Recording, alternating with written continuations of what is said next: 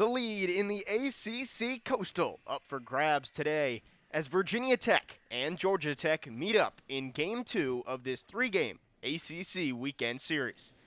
Hello and welcome into the broadcast. Jake Lyman along with Brian Kearney will be with you today for Game 2 of this series. Brian, yesterday, Game 1, lots of fireworks on both sides, a 15-11 Georgia Tech win, and some unlikely heroes for the Yellow Jackets in that game. Yeah, it was a lot of offense on both sides, but for the Yellow Jackets, Andrew Jenkins coming in with 2 home runs yesterday, his first 2 home runs of the year, and he was out of the 8-hole and not alone at the bottom of the order for the Yellow Jackets, as the 6, 7, and 8 hitters provided 11 of the 15 runs for the Yellow Jackets. Lots of production from the bottom of the order. Peyton Alford got the start, usually so dominant for the Hokies, but he really wasn't able to give the Hokies enough of an outing there. And then in the 6th, 7th, and 8th, once the bullpen came in, things kind of fell apart for Virginia Tech.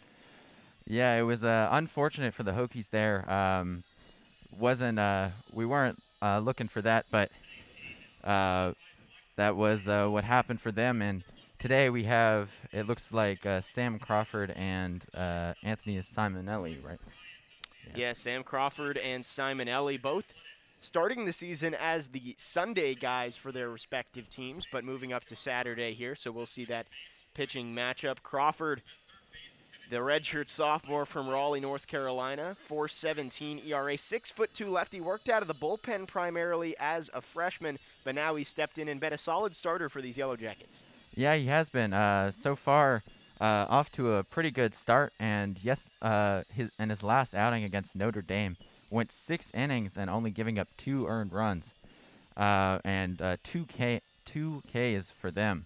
Anthony Simonelli, same situation there, 6.1 innings and 2 earned runs against Wake Forest in his last outing. Good pitching matchup today on Saturday, and both these teams, obviously still a lot of baseball to be played the rest of the year, over a month left in this season. But these next 2 games of this series could be crucial as both these teams try and win the division, and the tiebreaker up for grabs. Georgia Tech can claim it with a win today. Mm-hmm. And, the Yellow Jackets were ahead of the Hokies for a couple of weeks, but then coming into the last 10 games or so before this series, the Hokies were 8-2 over that time, sweeping ACC opponents Wake Forest and University of Pittsburgh. The opposite story there for the Yellow Jackets is they were 3-7 coming into this one, and with yesterday, we'll see how the Hokies will respond after dropping that first one there. Virginia Tech sweeping Wake Forest last weekend, had 10 home runs. They'll try and break out some power today and power themselves to a rubber match tomorrow afternoon. Let's look at the starting lineups here for both teams. We'll start with Georgia Tech. The visiting Yellow Jackets will have Luke Waddell, one of the few upperclassmen in this lineup. He'll lead off and play shortstop. Tres Gonzalez will be the number 2 hitter and play center field.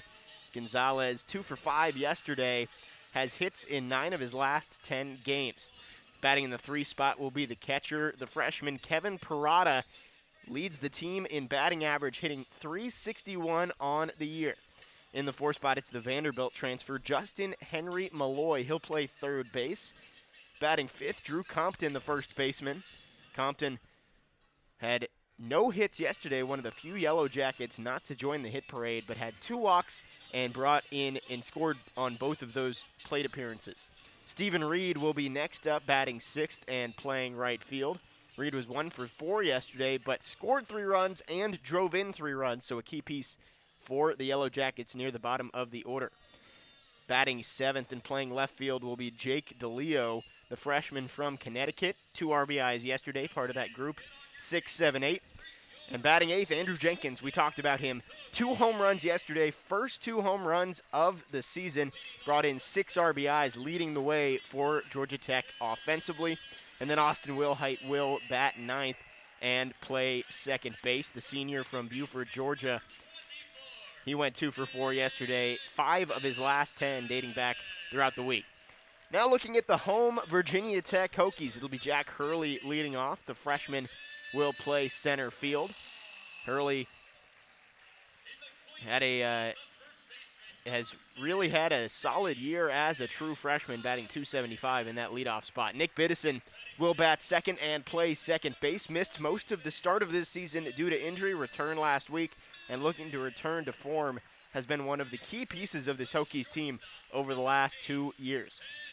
Batting third, Gavin Cross, just an absolute star for these Hokies, batting .412 on the year.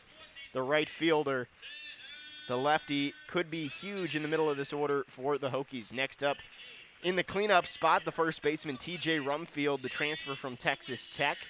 Kevin Madden, the third baseman, will bat fifth. Madden has been so consistent for the Hokies in the middle of the order, and he looks to continue on a great season, batting .310 on the year.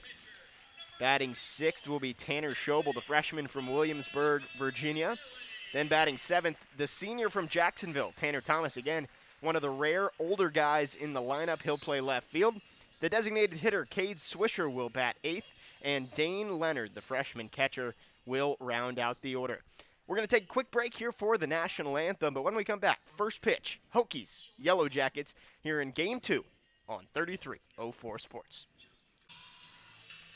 We welcome you back to Southwest Virginia, just about ready for first pitch between number 17, Virginia Tech, and Georgia Tech, Game 2 of a 3-game weekend series. Georgia Tech took Game 1 15-11 yesterday. Hokies looking to bounce back, force a rubber match tomorrow, which would be for control of the Coastal Division. Winner today gets control of the division, so a big game all around for both teams. Anthony Simonelli will be on the mound for Virginia Tech as the Hokies are in their all-whites today for Game 2 with maroon lettering and numbering. Georgia Tech will be in all gray with blue pinstripes and jackets written across the chest.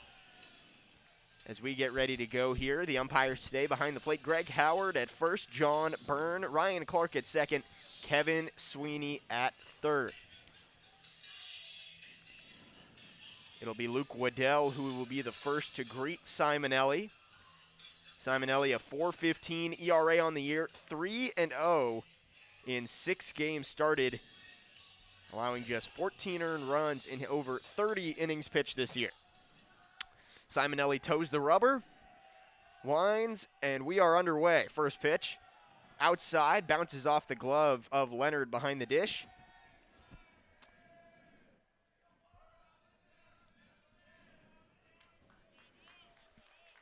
One-0 count. Simonelli's 1-0. Swung on and missed. Big hack from Waddell. And coming into this one, looks like Waddell was 2 for 5 yesterday with 2 singles at the top of the order. 1-1 count to him. Fouls that pitch straight back as Simonelli brought the heat. 95-mile-an-hour fastball from the right side. And he'll be looking to set the table here for the Yellow Jackets, see if they can keep the pop that they had yesterday going. Hokies playing straight up. The 1-2. Off-speed pitch got away from him. Goes a little bit high and count even back to 2-2.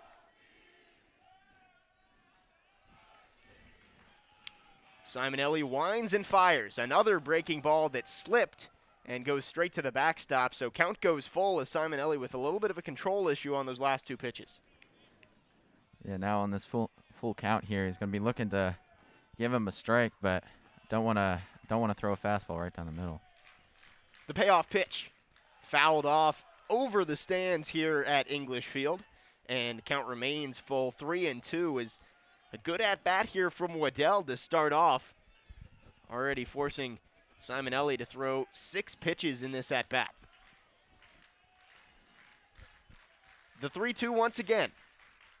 Hit on the ground right side. Rumfield spears it with the left hand and runs over. He'll take it himself for the first out as Simonelli finally wins the battle. So a quick out for the Hokies. Waddell made him fight for it, but Simonelli sends the leadoff batter down on the ground ball to first base. Tres Gonzalez will be next in the box for Georgia Tech, the center fielder. 2 for 5 yesterday. Came around to score on both those hits. First pitch to him. Up and away for ball 1. Fastball coming in at 94 miles per hour.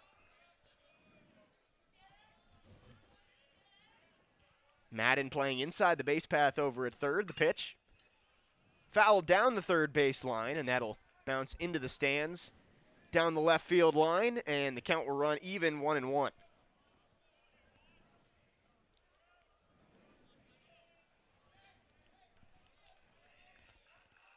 Simonelli winds and deals. 1-1 pitch. That's on the inside corner. Fastball gets Gonzalez looking there, and now the count goes to 1-2. Gonzalez was drafted 2 years ago by the Dodgers in the 37th round, elected to come to Georgia Tech. He hits this one on the ground right side once again. Biddison to his left.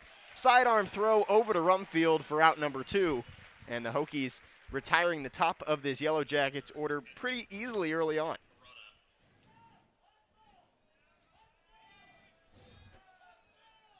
So now Parada, the catcher, will step into the right-handed batter's box. In a good spot for the Hokies. Nobody on, 2 out. Parada, a dangerous hitter. The freshman catcher watches the first pitch above the letters, ball 1. Yeah, and as you said, coming into this one, he leads the team in batting average and hits, currently sitting at 361. The 1-0. Just misses the inside corner with the fastball. Parada, a good eye there, gets the count to 2-0. Parada, the freshman from Pasadena, California, one of the best hitters on this team, was ranked the 4th best catcher in the country coming out of high school. The 2-0 just misses on the outside corner as well, so 3 straight balls to the 3-hitter for Georgia Tech. Parada has not had his best stuff lately, though. 1 for 17 in his last 4 games, but he will get a leadoff walk here as the 3-0 pitch misses up and in.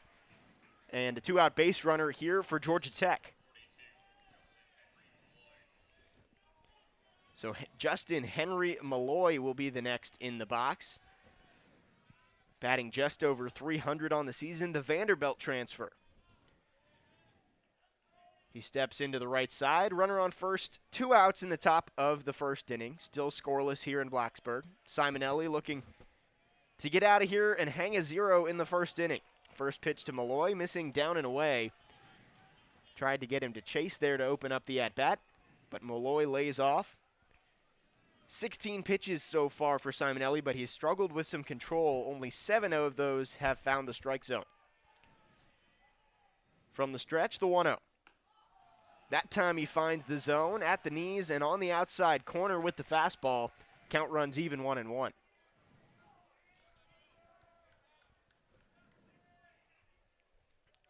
Malloy, the cleanup hitter, has some pop in his bat.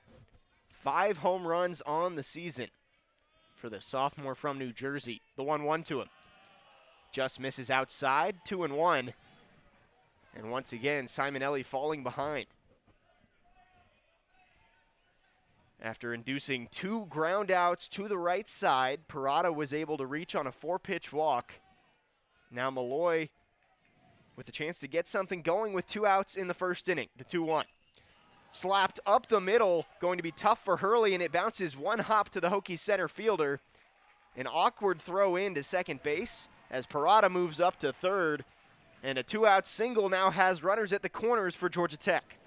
Yeah, those 2-out walks kill you. You want to try and get out of the inning as fast as possible, but you walk somebody and get the cleanup hitter up there, and he hits that one into center field now. With runners on first and third, this is not a situation he wanted to be in. So what looked like it was going to be a stress-free inning for Simonelli after 2 easy ground outs to the right side. Now a little bit of a jam. First and third with 2 outs. And it'll be Drew Compton next in the box. First pitch to him. Chopped on the ground right side and just barely leaks foul. And actually that may have gotten his foot in the box as Compton never even took a step out of the left-handed side, so it'll just be strike 1. Compton, the freshman from Berkeley Heights, New Jersey, was rated the top 3rd baseman in the state coming out of high school. In last year's COVID-19 shortened season, he was ranked a freshman All-American. 0-1 pitch, fastball below the knees, and count runs even 1-1.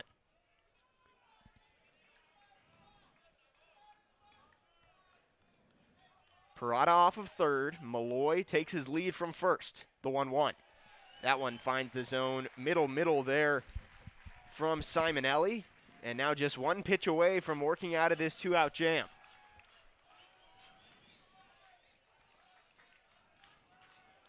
Simonelli, 22 pitches in this inning, half of which have been strikes, needs one more to head back to the dugout. The 1-2.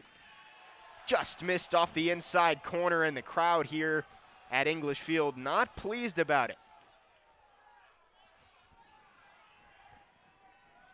A solid crowd here on a Saturday afternoon. Temperature just below 60 degrees. Overcast day in Southwest Virginia, but the fans have come out in full force. Currently capacity at English Field capped at 1,000 fans, and you'd have to think that that number is about fulfilled right here. And time called by the batter in the box as Compton needed his second here before he sees the 2-2. Scoreless in the top of the first, game 2 of his 3-game ACC series. Runners on first and third with 2 outs. The 2-2. Swung on and missed, got him with the breaking ball, and Simonelli works out of the jam. Still scoreless, we head to the bottom of the first, and the Hokies get their first chance at the plate right after this. Welcome back to the ballpark. Virginia Tech and Georgia Tech in game 2 of a 3-game set here in late April. Both these teams fighting for position in the ACC and for the NCAA tournament. And the Hokies, after putting up a 0 in the top of the first, get an opportunity to come to bat, and it starts with the freshman Jack Hurley. He strides into the left-handed box. And he'll be the first to greet Sam Crawford, the 6'2" lefty, whose first pitch just misses below the knees for ball 1. And Hurley went 1 for 5 with an RBI yesterday, looking to try and set the table for the Hokies right now. The 1-0 to him. Fouled straight back to the screen. Big hack there from Hurley. Evens the count at 1-1. Coming in batting .275 on the year with 30 hits, 18 RBIs, and 5 home runs for their leadoff hitter for the Hokies. Rare to have that kind of power at the top of the order, but the Hokies have liked what they've gotten out of the freshman. Breaking ball, hit back up the middle, off of the foot of Crawford, and that will trickle over to the right side, and no chance to make a play at first as Hurley gets an infield single to start off the day. So a good start for the Hokies offense. Probably would have been a base hit anyway if it didn't hit Crawford's foot. It works out for Hurley as that ball almost stopped just on that edge between the infield dirt and the infield grass here at English Field. And Hurley was able to beat it out and get to first base. It'll be Nick Biddison who's next. Biddison, the sophomore from Glen Allen, Virginia. First pitch he sees from Crawford, down and in for ball 1. Yeah, and as we said at the top, the broadcast, Biddison was hurt for a majority of the season. Played his first game against ETSU on April 6th, which was last Tuesday. Was finally able to return, and that's a huge piece for this Virginia Tech team that didn't have a ton of experience. A lot of freshmen at the top and in the middle of this order, as the 1-0 pitch does find the inside third for strike 1. Biddison able to step right in, become the everyday guy at second base for the Hokies, but he can really play anywhere. In his 3 years with Virginia Tech, you've seen him in the outfield robbing home runs. He plays catcher, he can play third, he can play second, so a very versatile player for Coach John Sheff, and they're glad to have him back. The 1-1. Just misses there. Yeah, and his return meant that Shobel, who was playing second in his place, was able to go back over to shortstop, which was his born natural position. But he did pretty well over there at second, but definitely nice to have the sophomore back in. And pushes Fritz Genther into more of a role off the bench as the 2-1 chopped back up the middle to the pitcher. Crawford knocked it down, able to make the play over to first to get Biddison, but no chance to get the lead runner in Hurley as he advances up to second base. So Biddison does his job, moving the runner into scoring position for the middle of this order, and that starts with Gavin Cross, who has just been a sensation here in his first full season with the Hokies. Yeah, coming in batting .412 with 29 RBIs and 9 home runs, leading the team in average hits, RBIs, and home runs out of the 3 spot here. Cross last week against ETSU, which, by the way, is where his father played baseball. He hit for the Cycle. So a good homecoming there for the Hokies right fielder, and he strides into the left side with a runner in scoring position and 1 out. First pitch spiked into the dirt. A good block from Parada, able to keep Hurley at second base. That pitch bounced in the right-handed batter's box about 4 feet short of the plate. Parada gets his chest on it and keeps it in front. So Hurley takes his lead off a second, 1 out in the bottom of the first, still scoreless here in Blacksburg.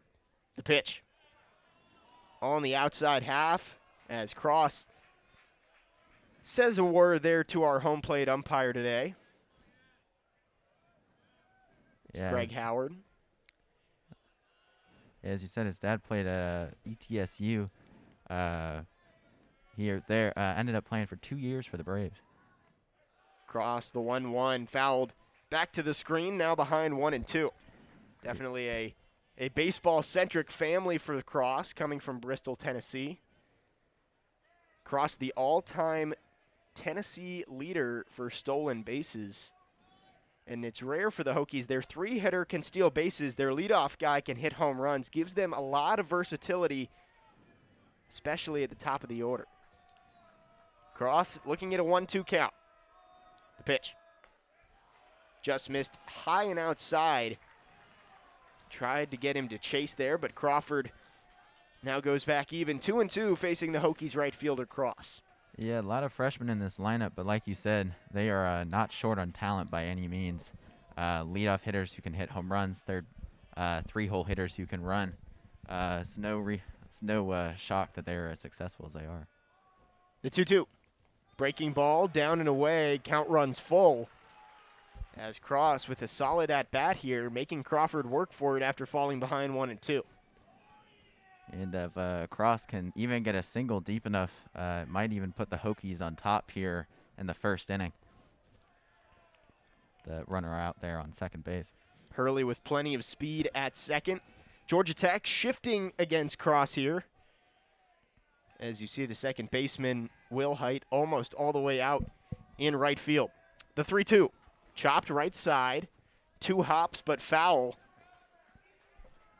And he'll stay alive here. Count remains 3-2.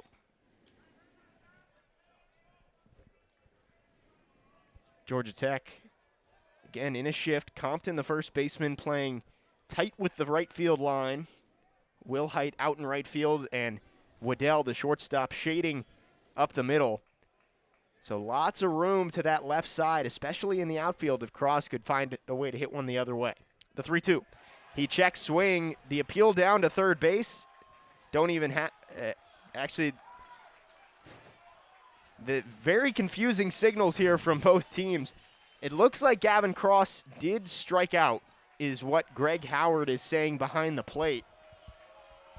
Cross walked all the way down to first base and got ready to take his lead before finally realizing that he had struck out and head back to the dugout. Yeah, that was a weird sequence there. Didn't even look down to third base as they normally do on check swings. Just called him out, but didn't seem to signal well enough because, yeah, Cross got all the way down to first base. The catcher was asking to appeal down to the third base umpire, Kevin Sweeney, but Howard had already called him out, so a huge strikeout for Sam Crawford on the mound. And now 2 outs with a runner on second, a chance for them to get out of this inning unscathed, but has to get through TJ Rumfield. Crawford from the stretch, kicks and deals. Get me over curveball, finds the strike zone, and gets ahead 0-1. Rumfield not having too bad of a year himself. Started every game this year for the Hokies, and coming into this one is batting .355. Rumfield, the Texas native, transferred over from Texas Tech, has been a huge piece for Virginia Tech in the middle of this order.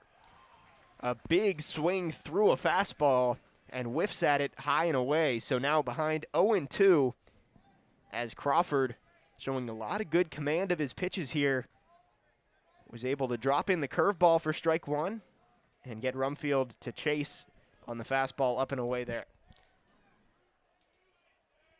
Crawford a check on Hurley, now comes home, the 0-2. Fisted the other way and just leaks foul of the third base line. Got that ball in on the hands of Rumfield. He was able to fight it off. Almost got it fair, but instead we'll reset and get ready for another 0-2 from Crawford. Yeah, going to be choking up on the bat here, 0-2 with 2 outs, trying to get that run in. See if they can score in the bottom of this first inning. Still scoreless. Both teams with 1 hit here in the first inning. The 0-2 to Rumfield. Watches the breaking ball drift out of the strike zone outside, and Rumfield will live to see another pitch. Yeah, definitely a chase pitch there. See if Rumfield would go after it, get him to either swing and miss or roll over something. With that second baseman way out in short right field, looks like. Just like with Cross, the Yellow Jackets playing a shift to pull against Rumfield. The 1-2, Parada able to snare a pitch that could have gotten back to the screen, showing why he was rated one of the best catchers in the entire country out of high school. And the freshman able to keep that one in front, keep Hurley right where he is at second base, but the count does go even 2-2. Not a super close pitch on that one either. Down in the dirt, might have gotten away from him. The 2-2 pitch, fouled straight back. And once again, Rumfield able to stay alive.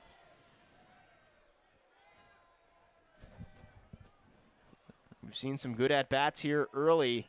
Crawford already thrown 20 pitches in this inning.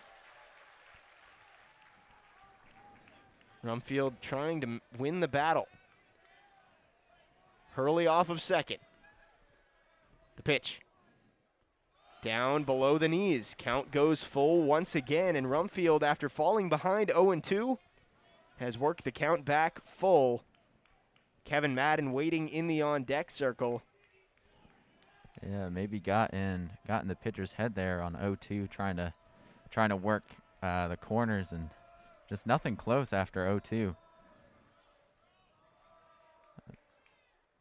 And now time called, as Rumfield wanted another second before he sees this payoff offering from Crawford.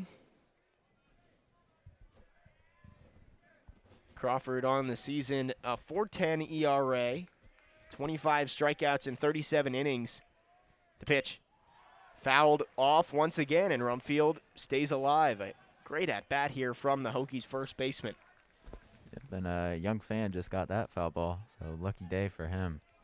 Always can see some young Hokies fans down that left field line chasing foul balls, and there's another one down there. So once again, Crawford comes set, ready with the 3-2. Pitch.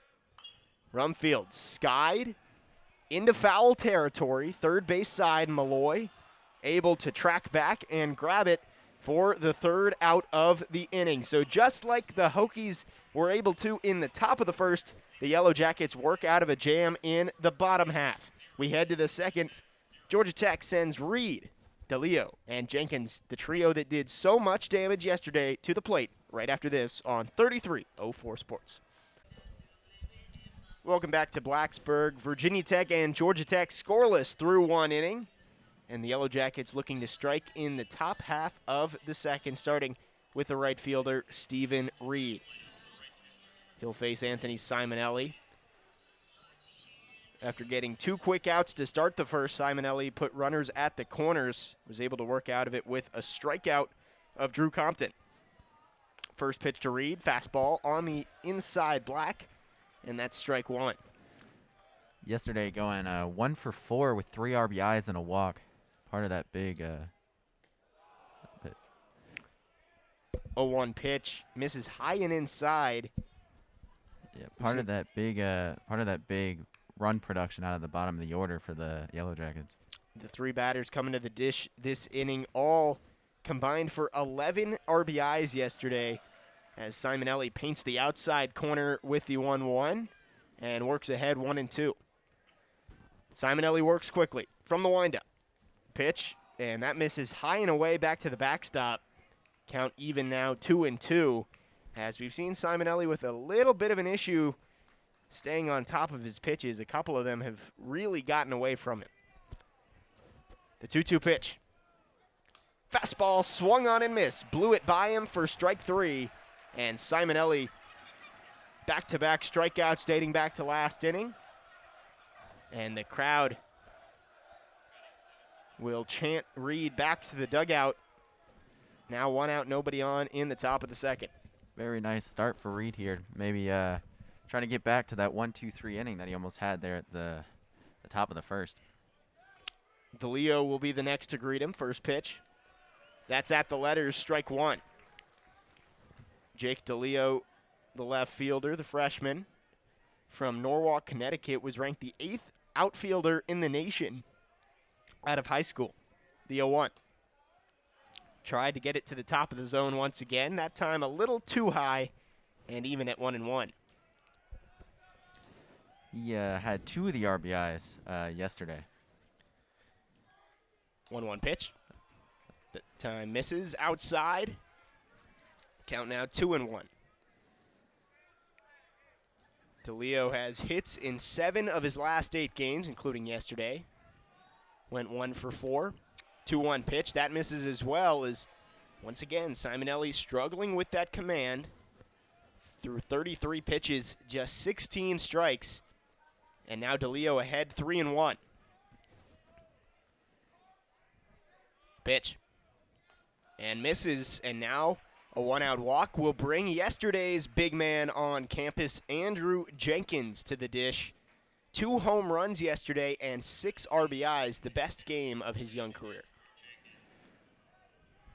As we get into the top of this second inning, we're another leadoff, or not a leadoff walk, but a 1-out walk here. Not what Simonelli wants by any means, especially not with Jenkins from yesterday coming up. So DeLeo off of first, the pitch from Simonelli. Fastball on the outside third, strike 1. Looking at those 2 home runs from yesterday, just relievers for Virginia Tech, leaving breaking balls up in the zone, just hanging them middle of the plate. Jenkins took advantage for his first 2 home runs of the season. The 0-1. Another fastball on the outside third, so strike 2. With pretty much 2 identical pitches from Anthony Simonelli. And maybe trying to stay away from those breaking balls, like you said. Both of those back-to-back fastballs right there. Simonelli has had some issues trying to stay on top of his breaking balls, and especially with the runner on base, maybe staying away.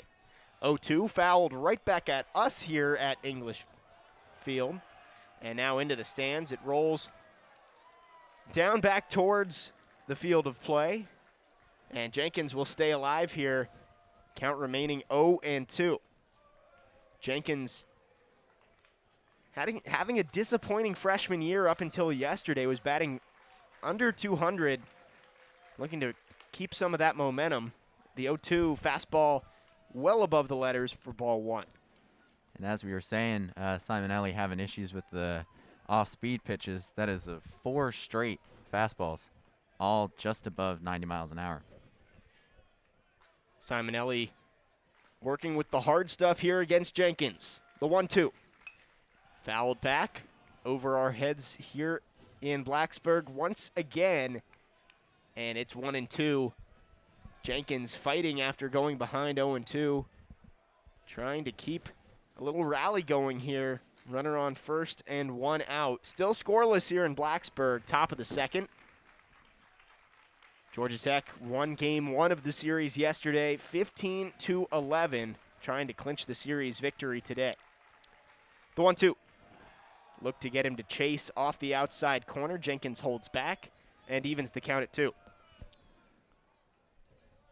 On a pitch like that, you might want to go with a off-speed pitch there, as that was a fastball that stayed off the plate and never came back in.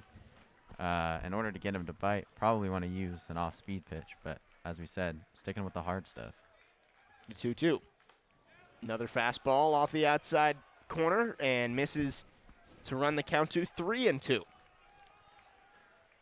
And when yesterday the bullpen struggled so mightily for Virginia Tech, Georgia Tech trying to get an arm warming up earlier than later, as Simonelli has already thrown 41 pitches, recording just 4 outs.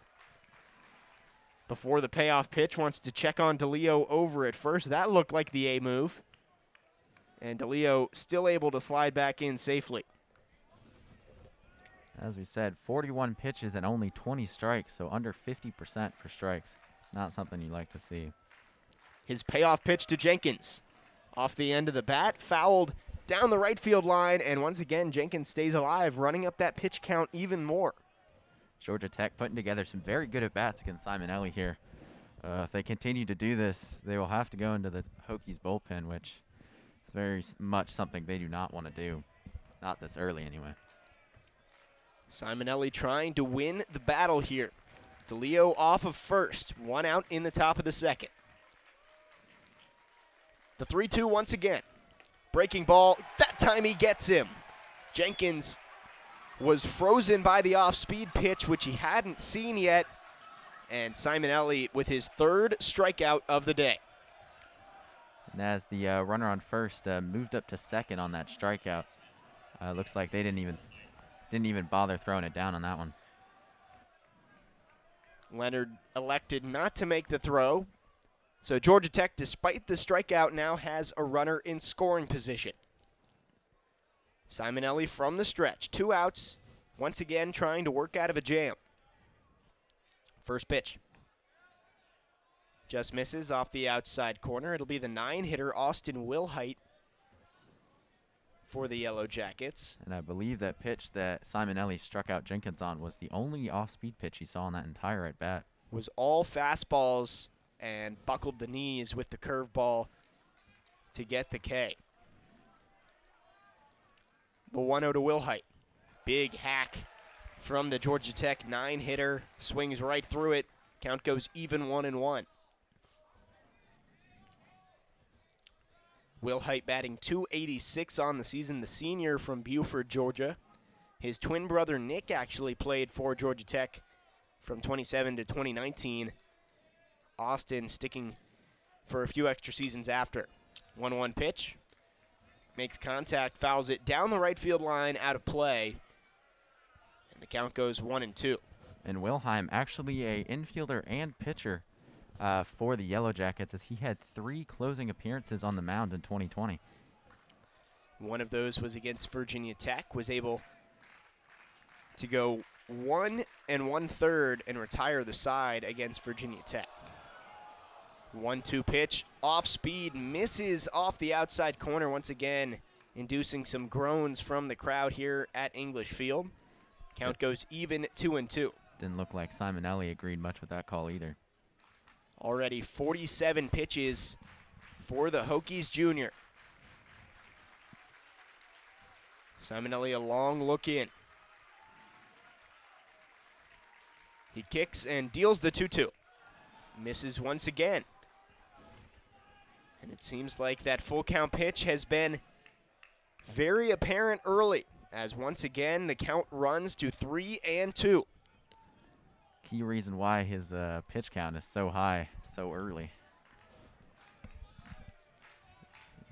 A check over on DeLeo at second. Now comes home. Check swing. Yes, he did. Strike 3. And Simonelli strikes out the side in the second and leaves DeLeo standing on second base. Hokies coming up to bat in the bottom of the second. It'll be Madden, Shobel, and Thomas when we come back on 3304 Sports. After 26 runs in Game 1 of this series, seems like the pitching and the defense have come to play in Game 2. Still scoreless as we head to the bottom of the second between number 17, Virginia Tech, and Georgia Tech. And the Hokies will send up their 5, 6, 7 hitters, starting with Kevin Madden in the bottom of the second. And Kevin Madden this season batting over 500 when leading off for the Hokies. So it's definitely a dangerous hitter all around, and even a dangerous hitter leading off. Crawford allowed a leadoff base hit to Hurley in the top of the first. and he looks to be able to retire Madden to start off here. First pitch hit on the ground, shortstop side. Waddell across the diamond and throws out Madden on the first pitch, and that's a good start to the inning for Sam Crawford. Yeah, perhaps looking to bounce back and try and get a quick inning here. Something that the Hokies weren't able to do. And if you're the Yellow Jackets, you're looking to try and get that done so you don't have to go into the bullpen as early. So Tanner Shobel will be next to the plate. Had a 2-run home run yesterday that put the Hokies up 6-2. It wouldn't last long as Georgia Tech proceeded to go on an offensive onslaught over the next couple innings. First pitch he sees down and away for ball 1. The 1-0. That one misses off the outside corner as well, and now 2-0 to the Hokies shortstop. And Shobel, one of those dependable freshmen that the Hokies have been relying on, started every game for the Hokies so far. The 2-0 popped up on the infield. Will Height calling everybody off at second base. In shallow right center, he will fade to his right and reel it in for the second out. So it's only taken 4 pitches for Sam Crawford to retire the first 2 Hokies he sees here in the second inning. And now Tanner Thomas will look to keep the inning alive with nobody on and 2 outs. We mentioned Thomas, one of the few upperclassmen that gets playing time as a position player for these Hokies. You look at this starting lineup today, it consists of 6 freshmen, 2 sophomores, and Thomas, the only senior. First pitch to him. That's on the outside half, strike 1. Fastball coming in at 92 miles an hour for the lefty Sam Crawford. And coming into this one, Tanner Thomas batting .279 with 7 RBIs and 2 home runs. His 0-1 pitch. Breaking ball just misses below the knees. Count even now 1-1. Thomas was not a regular starter for Virginia Tech early in the season. Jonas Seeger's seeing a lot of time out there, but Thomas has slowly increased his role. Now has been one of the everyday players for Virginia Tech. 1-1, another breaking ball. That one misses inside. Now 2-1. Crawford looking for a quick inning, has thrown just 7 pitches so far in the second, his 8th. That one misses as well, so Thomas able to work the count, now ahead 3-1. Thomas going 1-2 with 2 walks yesterday. One of the Hokies, a lot of walks yesterday too. Looking to draw another here, the 3-1, and he will. Tosses the bat over towards the dugout, and a 2-out base runner for Virginia Tech. Brian, we saw that 2-out walk can have a big impact. Back in the top of the first, Georgia Tech was able to get a base hit with their next hitter and put runners at the corners. Hokies worked out of it, but 2-out walks can be dangerous. They can indeed, and like you said, we almost saw that happen there in the top of the first. The Hokies with Cade Swisher coming up, looking to make that happen if they can and try and get an early lead. Swisher, the freshman from Chesterfield, Virginia. First pitch he sees is a strike on the outside corner. The designated hitter hitting .224 on the year. Just 1 home run, has driven in 11 in his first season in Blacksburg. A check on Thomas at first, now comes home. Crawford's 0-1, fouled straight back to the backstop. And now 0-2 to the Hokies DH. Crawford going to be looking to put away Swisher here on this 0-2 count. Seeing if he can get himself out of this inning with just that 1 walk. Still would be a pretty good inning for him. Not too many pitches. Crawford had a 1-pitch ground out to the shortstop from Madden. His 0-2 misses up and away. Thomas, a delayed steal from first. Throw is up the line, and Thomas slides in with a steal. And proof of what we were just talking about, a walk there and a steal right now. If Swisher can put this in play deep enough, we may have our first run of the game. Thomas with that shuffle, go. And now he's at second base as Looked like the catcher Parada wasn't quite prepared for that throw. Drifted towards right field. A good job by Waddell, able to snare it. The 1-2 pitch spikes the breaking ball, and the 58-foot curveball stopped by Parada keeps Thomas where he is. And the count even 2-2 as Swisher continuing to stay alive in this at-bat. What looked like it was going to be a stress-free inning from Crawford. Now a little bit of a jam. A check on Thomas at second. The pitch. Swisher up the middle. It'll be a base hit. Thomas rounding third. The throw in from Gonzalez will not be in time as Thomas gives the Hokies an early lead. Just what we were talking about. 2-out walks are very killer there. And the heads-up steal and then the single allowed him to score.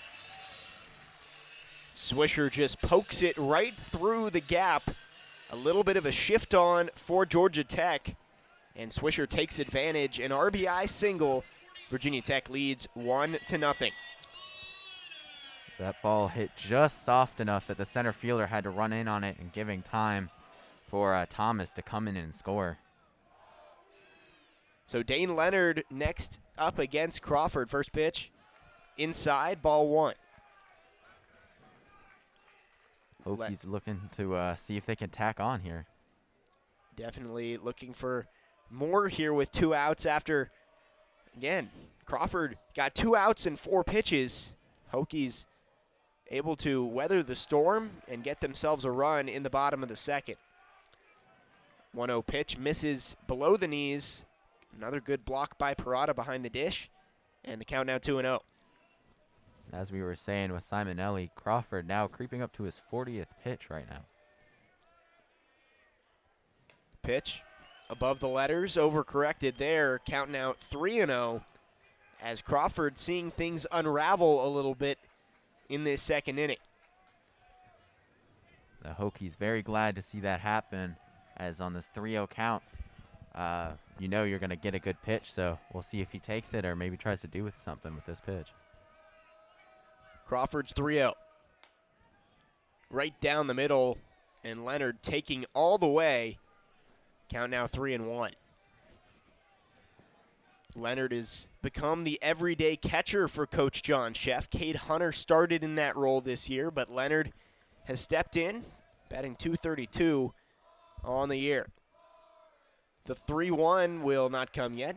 A check on Swisher over at first base. He dives back in safely, and Crawford will head back to the bump.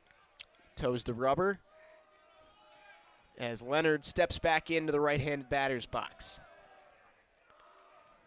The 3-1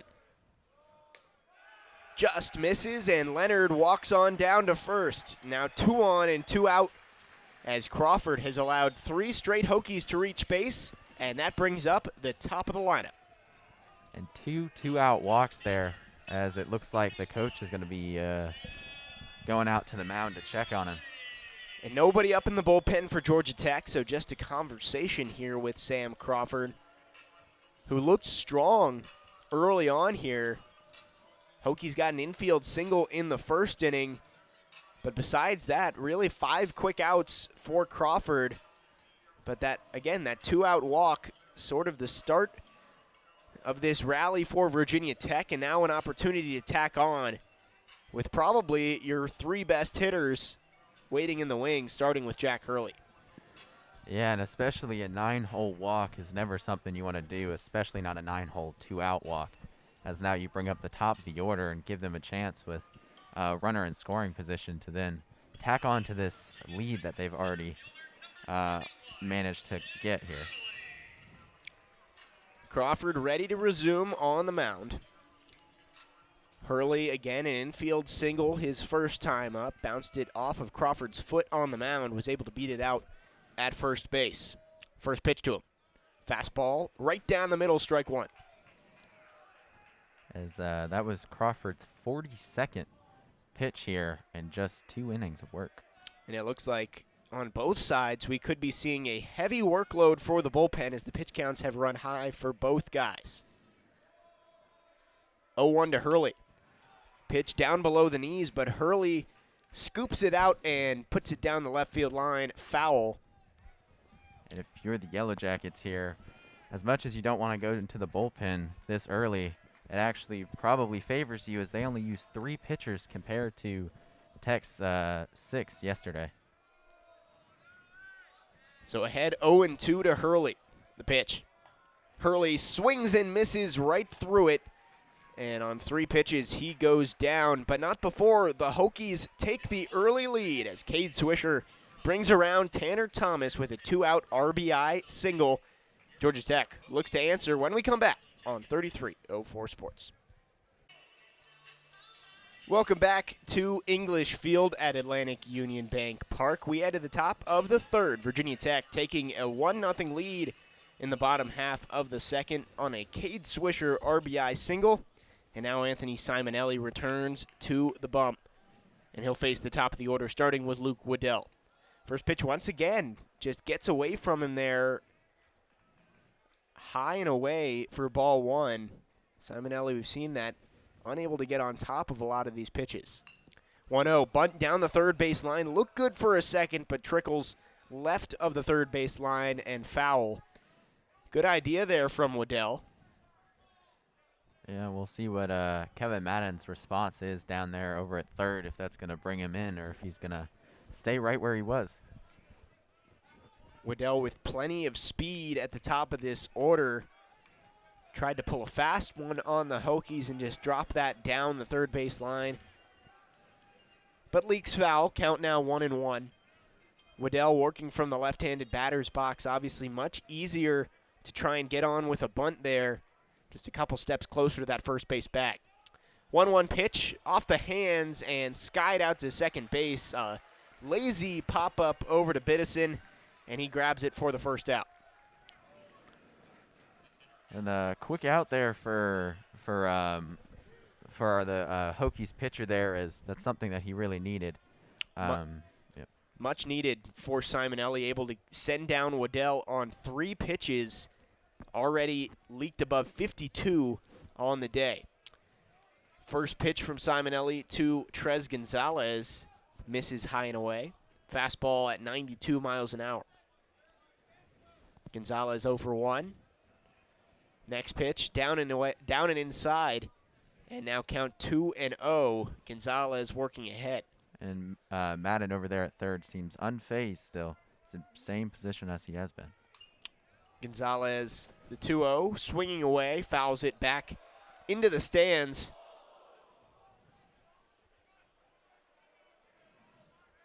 As that will knock a patron's hat off here at Atlantic Union Bank Park. The 2-1. This one fouled off once again, so after falling behind 2-0, Simonelli has worked it right back even at 2-2.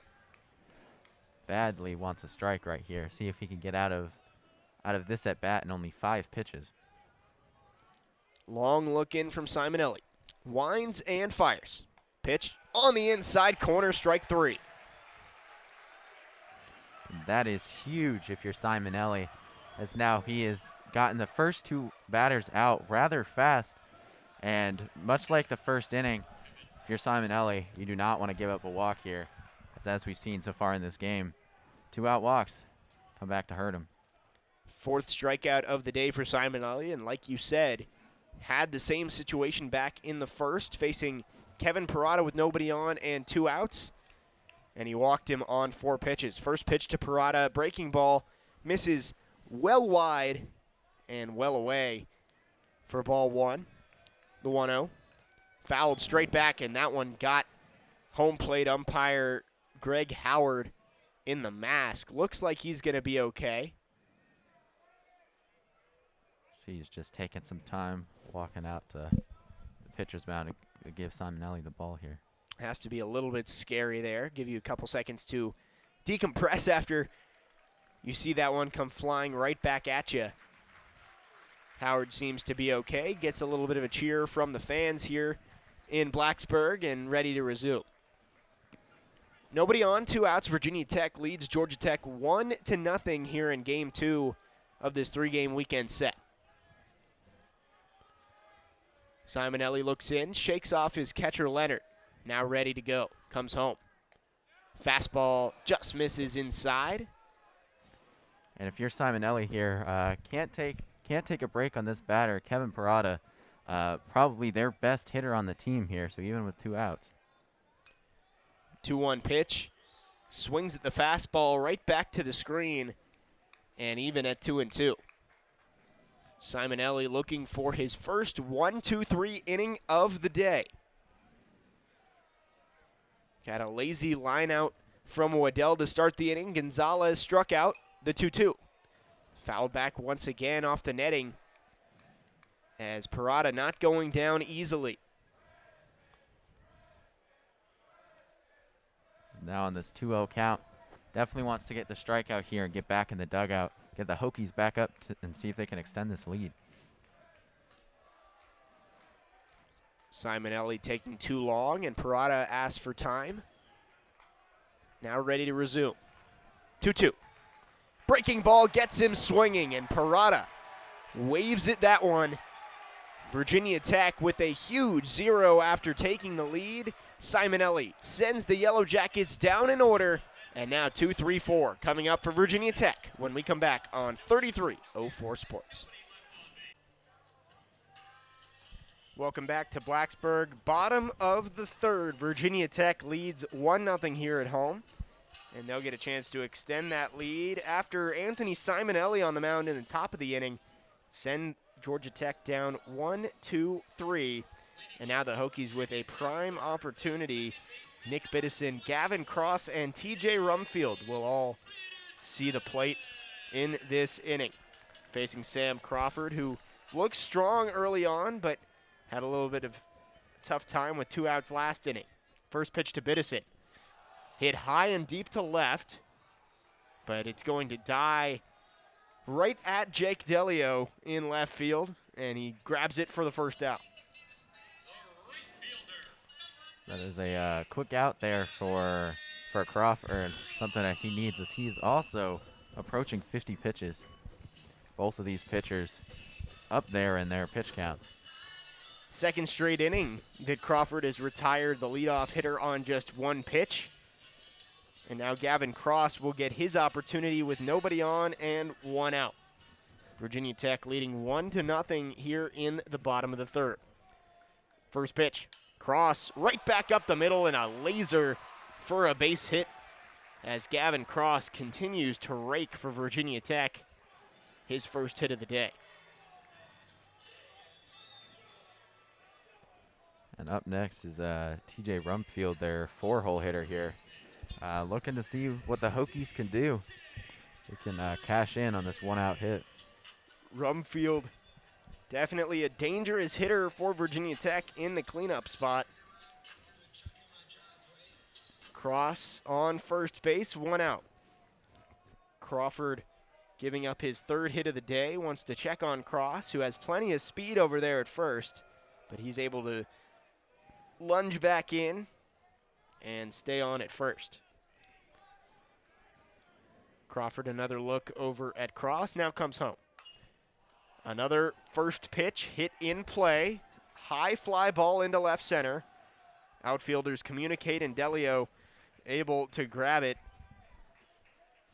for the 2nd out. So just 3 pitches in this inning, and all 3 batters able to jump on that first one. Cross, the only one who was able to get on base. So we'll see if Kevin Madden will last longer than just 1 pitch in the batter's box. He didn't last time, grounding out to shortstop on 1 pitch last inning. And with 2 outs, Kevin Madden is batting .262 coming into this game. First pitch to him. And he will not swing at the first pitch. It misses inside for the first ball of the bottom of the third here. Madden hoping to cash in here and try and move that runner over into scoring position and bring up Tanner Shobel. A look at Cross at first, and he's going to steal, but a good pickoff from Crawford. Cross slides into second, and the throw is offline. He's safe. Cross stealing second despite the ball never being thrown home. And that's what we were talking about for the Hokies.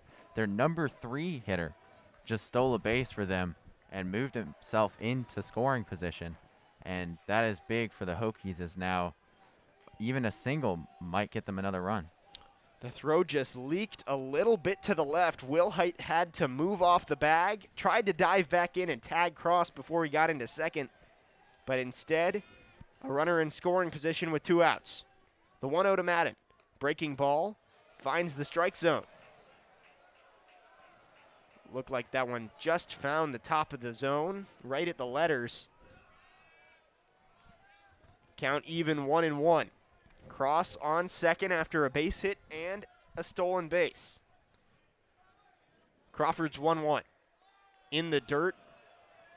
And Madden able to make him work at least a little bit this inning, as the first 3 batters in the bottom of the third all swung and put the first pitch they saw in play. And not a bad idea to try and work the count, as like you said, we want to try and get his pitch count up, and those first 3 batters did not do that. The 2-1. Another off-speed pitch and another strike, as Crawford has not been shy to pitch backwards to these Virginia Tech hitters and try and use that breaking ball just to find a couple of strikes here and there. And the higher levels you go, that is not a bad idea to pitch backwards and try and make these hitters feel off balance to get them out. 2-2. On the ground, right back to Crawford, who knocks it down. Underhand toss to first. Compton squeezes it, and that ends the inning. So the Hokies jumped over a lot of first pitches, very aggressive in the box. And Crawford able to work out of it and hang another 0. Virginia Tech leads 1-0. On to the 4th we go. Georgia Tech sending up the middle of their order, starting with Justin Henry Malloy.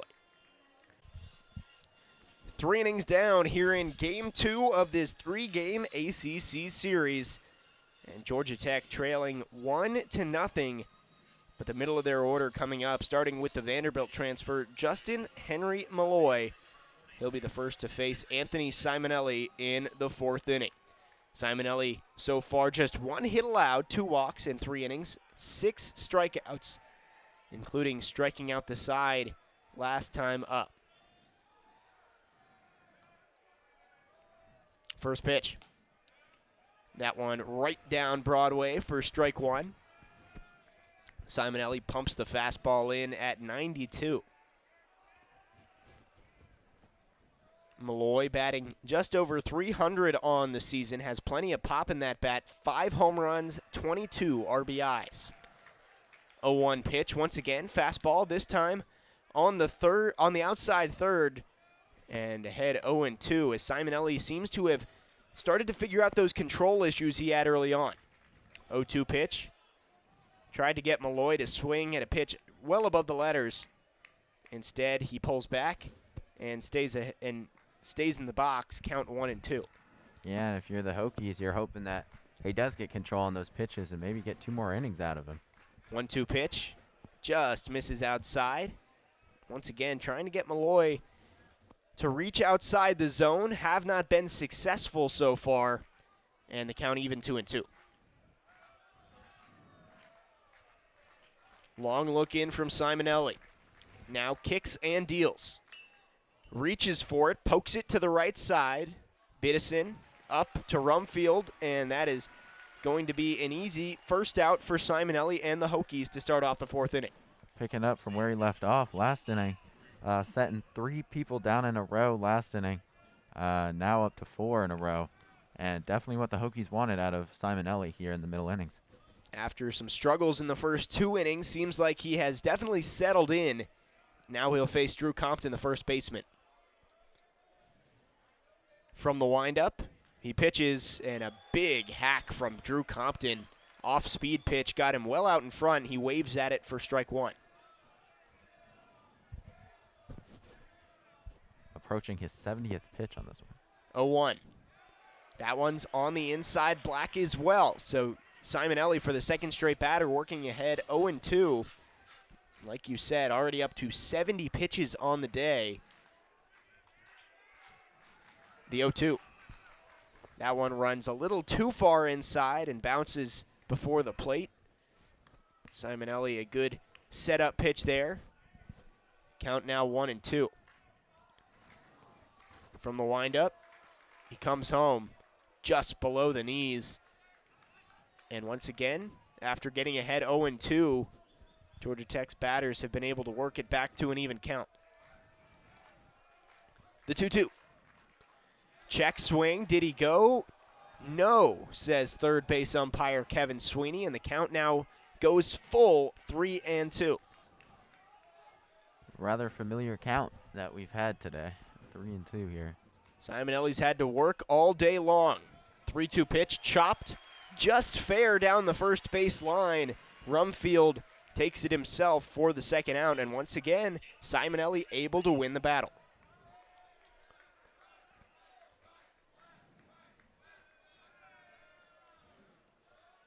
Simonelli sent down all three batters he faced back in the third, and now retiring the first two he sees in the fourth. First pitch to Stephen Reed, a big cut, but fouled off. Strike one. Reed 0 for 1, struck out swinging his last time up.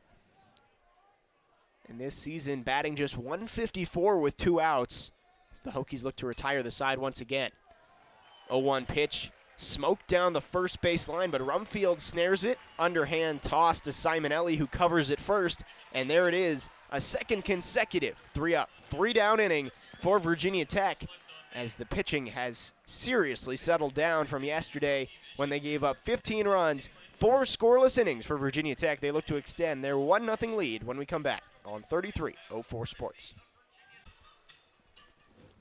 Welcome back to Blacksburg. Virginia Tech leads Georgia Tech 1-0 as we head to the bottom of the fourth. Brian Kearney and Jake Lyman here for 33-04 Sports. Brian, Simonelli on the mound has really settled in. Now the offense has to take over. Yeah, they do. Only up 1-0, and as we saw yesterday, that by no means is safe with Georgia Tech, so looking to cash in some runs right now. Tanner Shobel, the first here to face Sam Crawford in the bottom of the fourth, and he fouls the first pitch he sees right back at us. I thought that one might sneak in our press box window up here, but instead strike one. It careens back into the stands. Shobel squares to bunt on 0-1, pulled back, but does not matter, found the outside corner anyway, and now Shobel falls behind 0-2.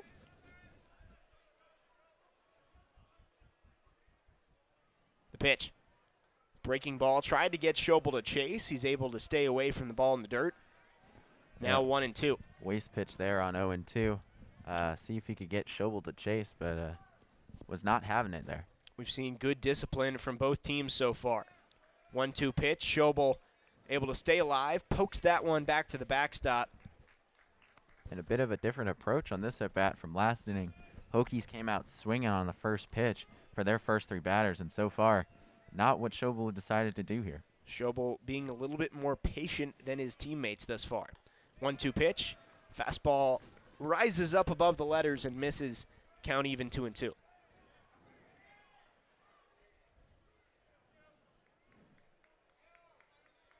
Pitch. Inside. Just missed off the inside black.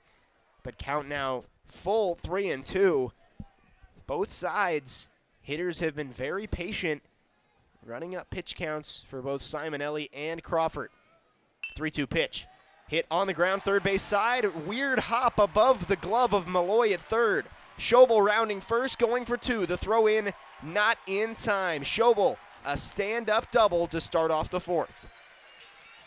And I would be surprised if they gave an error to Malloy over there at third. That took a weird hop, and he just wasn't quite able to get to it. 3 hops over at the hot corner, and that one just seemed to rise up above his glove and go down the third base line. And they will rule that a double for Tanner Shobel. So now Tanner Thomas will be next in the box with an opportunity to extend the lead. Thomas came around to score the first run of the game for Virginia Tech, the only run. Had a 2-out walk back in the second inning, stole second, and was able to come around on a Cade Swisher RBI single. First pitch. off speed. Thomas well out in front. Strike one. And Hokies got something going right now with no outs and a runner in scoring position. Not something we've seen so far, as their only run came with 2 outs in the bottom of the second inning. Tech does not want to waste this opportunity to extend this lead with a runner in scoring position and nobody gone. 0-1 to Thomas. Another off-speed offering. That time it misses down and away. Count runs to 1-1. Shobel's leadoff double has him on second. Thomas at the plate now with Swisher waiting in the wings. A check on Shobel at second. Now Crawford kicks and deals. Foul ball hard back towards the Hokies dugout. Everybody ducks over there, but it falls innocently into the dugout, and now the count 1-2 to the Hokies left fielder. And that's why they put those nets there behind the dugouts, as that one would have been a liner right into the fans without that. So lots of fans sitting just behind that Hokies dugout, about 15 feet, and definitely those extended netting coming into play there. So now the 1-2 to Thomas. Once again, fouled back, this time a little bit higher and into the seats down the third base line. Thomas continues to stay alive. Working that count here, seeing if they can work up his count and his pitch count here. See if they can get something going, driving this run that's standing on second. 1-2 count to Thomas. Pitch. Tried to get him to chase. Thomas thought about it, able to keep those hands back and keep the count now to 2-2. Shobel's double giving the Hokies an opportunity in the bottom of the fourth to stretch this lead. Looking to force a rubber match tomorrow between these two teams atop the ACC Coastal. The 2-2 pitch, and once again, Thomas spoils it down the third base line. Great at-bat here from Virginia Tech's left fielder. And Thomas yet to have an official at-bat, as his first at-bat was a walk. And the Hokies would definitely take that here if they can get it, but obviously would like to drive in that run as early as they can, not give the Yellow Jackets a chance to get out of this. So the count remains 2-2. Thomas will call time here before seeing this next pitch. He's been able to see a lot of pitches here from Sam Crawford, who now is up to 66 on the day, and another time here from Tanner Thomas as Crawford back-to-back times long looks into his catcher Parada. Maybe not communicating well between Crawford and his catcher right now. Finally ready with the 2-2. Poked out to center field over the head of Will Height at second base. Shobel held up at third, and now runners at the corners for Virginia Tech with nobody out. That is a very, very big hit there for Shobel, or Thomas rather, sorry. As now with runners on first and third and still nobody out, and the Hokies are really in business. Thomas just reached out his bat, got enough on it to get it over the head of Will Height over at second. A little bit surprising we didn't see Shobel give it a shot around third base, but with no outs, they elect to stay conservative here and give Swisher an opportunity with runners at first and third. And Swisher driving in the only run of the day back in the bottom of the second inning, and he is again in prime position to make that happen for the Hokies. Swisher had a base hit right back up the middle. Scored Thomas from second base back in the second inning. First pitch he sees, breaking ball at 74 miles an hour, just misses for ball one. Thomas at first, Shobel at third. Hokies lead 1-0, trying to break this one open. Simonelli has been dealing on the other side, back-to-back, 3-up, 3-down innings. Crawford comes home. Just misses once again, this time below the knees. And Swisher ahead 2-0. And a 2-0 count really lets the hitter be comfortable in their situation, as they know that the pitcher has to give them a strike, or it could go to 3-0. So if you're Swisher right now, you're feeling really comfortable. Hitter's pitch, 2-0. He swings at it. High pop-up down the third base line. Chance for Georgia Tech, but 3 gray jerseys converge, and nobody can get it near the fence. So Swisher stays alive there. A second chance is Malloy, Waddell, and Delio were all moving over down that third base foul line, but none of them could get there in time. Count now 2-1 to Swisher.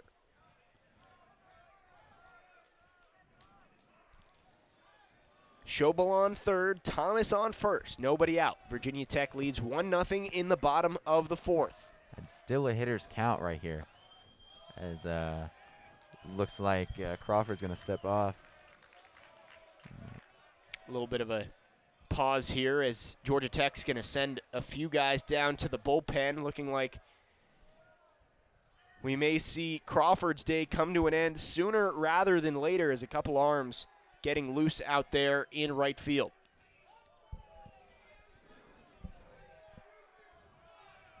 As looks like one more straggler is running down there. And we are finally ready to resume. 2-1 count to Cade Swisher. Has an opportunity here with runners at the corners. The 2-1 offering. Hit right back up the middle, and another RBI single for Swisher. Shobel trots across home plate, and Virginia Tech leads 2-0. Big at bat there for Swisher, driving in his second run of the game, and he's now 2 for 2 on the day against Crawford. Runners are on first and second, and still nobody is out. Big moment for the Hokies right now. Now runners on first and second, nobody out, and once again the pitching coach wants to have a chat with Crawford out on the bump. It'll be Dane Leonard, the catcher, who will be next in the box. Doesn't look like anybody's quite ready in that bullpen, so Crawford still with a little bit of time that he's got to work out this jam. Yeah, not surprising that they're sending the pitching coach out there. Three batters and 3 straight hits, the double, the single, and the single, to score the run for the Hokies. Facing the bottom of this order, we talked about it in the pregame. Georgia Tech's bottom of the order was the big factor yesterday. The 6, 7, 8 hitters were able to put together 11 RBIs in yesterday's game. Well, they're the 6, 7, 8 hitters for Virginia Tech, coming with 3 straight hits to manufacture that run and give the Hokies a 2-0 lead. So ready to resume. Crawford still towing the rubber. Thomas on second, Swisher off of first base, and Dane Leonard, the catcher, will be next up. First pitch he sees, he squares to bunt, but fouled off him in the box. So it will be foul. Looks like he's got his hand there on that bunt. And Parada, the catcher, tried to grab it quickly as it was still in fair territory. But a good job by home plate umpire Greg Howard, able to make the call. And now Leonard needs to get checked on here by the trainer. Looks like it's that right hand that's giving him a little bit of trouble. But it looks like he will be able to keep on going here as he strides back towards that right-handed batter's box. Yeah, unclear if it got his hand on the pitch or when it hit home plate and bounced back up and hit him. Either way, not gonna Either feel way, good. it probably does not feel good. Crawford has touched about 92, 93 throughout today's game, and can't imagine that is a good feeling when that hits you in the finger. So ready to resume the 0-1 pitch. Leonard squares to bunt again and just slaps that one towards the Georgia Tech dugout. Looked like he thought about pulling back, but still got a piece of it, and now behind 0-2, and the bunt may be off here. Yeah, I'm sure that didn't help the hand on that bunt right there. Probably still feeling it a little bit as he kind of shook it out after that attempt. Runners on first and second. Sam Crawford could really use a strikeout here, and he's ahead 0-2 to Virginia Tech's catcher. Top of the order waiting on deck in the form of Jack Hurley. Pitch. And that hits Dane Leonard in the left foot. And the Hokies will load up the bases for Jack Hurley and the top of the order. And that is what you hate to see if you're Sam Crawford right there. An 0-2 count, and then you hit the guy to now load the bases with nobody out. Just not something you like to see for the Yellow Jackets. Bases loaded, nobody out. 3 hits and a hit by pitch to open up this 4th inning as the Hokies are trying to break this one open.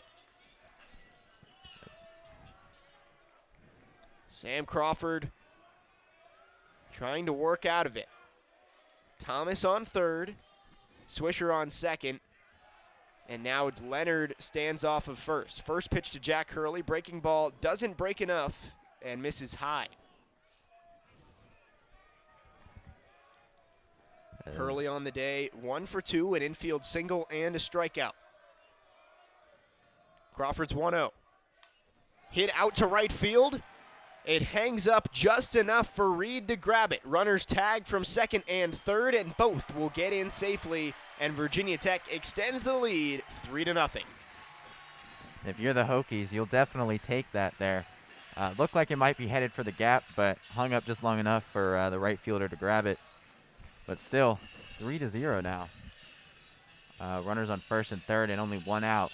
You're still very happy if you're the Hokies. Tech has to feel good about where they are here, especially with the hitters coming up, starting with Nick Biddison.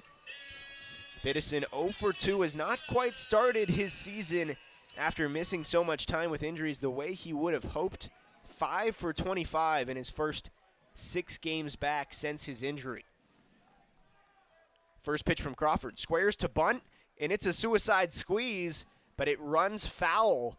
Hokies getting aggressive here, trying to get that runner in from third, as Swisher was breaking down the third base line, and Biddison dropped down the bunt.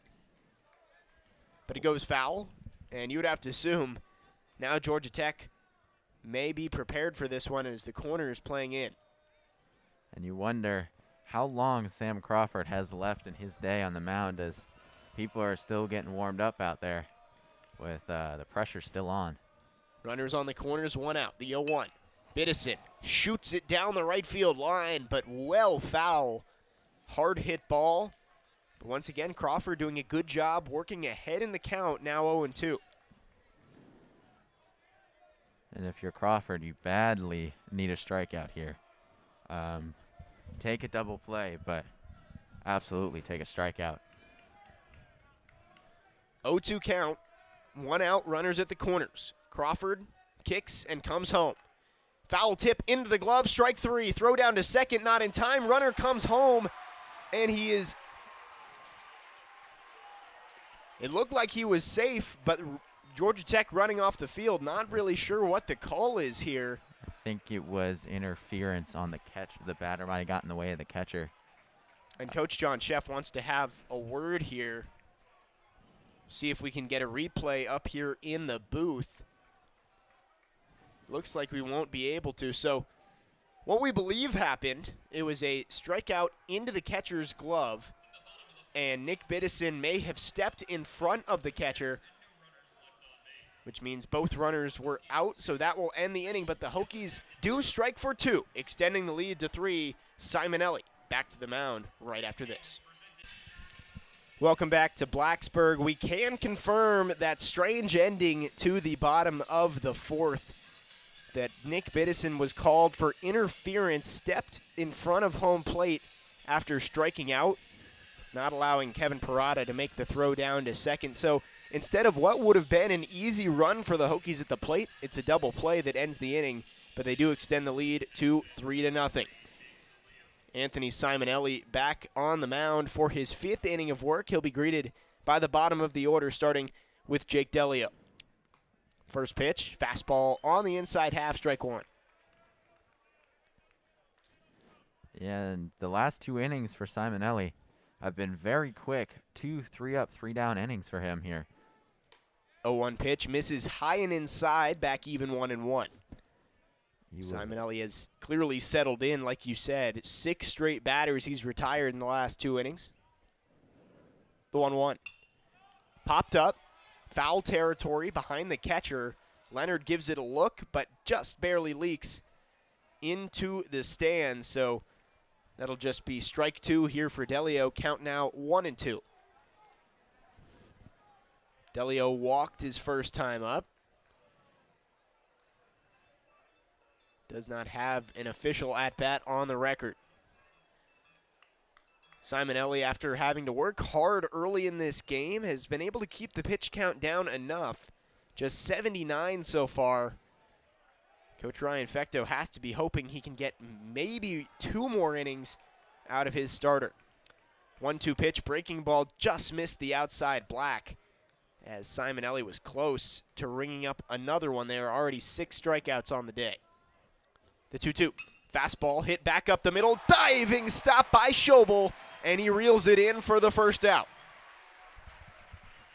Very nice play there by the Hokie shortstop, Shobel. Just lunged to his left, fully extended to make that play. Shobel able to save what would have been a leadoff base hit, able to grab it just before it hits the infield dirt. And that's the first out of the inning. Jenkins will be next to face Simonelli. First pitch he sees, fastball up and in for ball 1. Jenkins, the big day yesterday, 2 home runs, 6 RBIs as he watches the 1-0 pitch on the outside corner. Back even 1-1. He did strike out looking in his only at-bat so far today. Simonelli comes home with the 1-1. Big swing from Jenkins, but fouled out of the stands here at Atlantic Union Bank Park, and now Simonelli working ahead once again. A big turnaround, probably the reason that he's had such the success that he has is in these last 2 innings, he's been working ahead of hitters instead of behind like we saw in those first 2 innings. The 1-2. Pop up, shallow center field. Biddison goes back, but now Hurley calls him off in center, able to snare it for the second out. So there we go. Simonelli continuing to deal through these middle innings. Now 4 2/3 innings scoreless, allowing just the 1 hit and 2 walks. And now just 1 out away from a third straight 3 up, 3 down inning. Austin Wilhite, the 9-hitter, is standing in his way.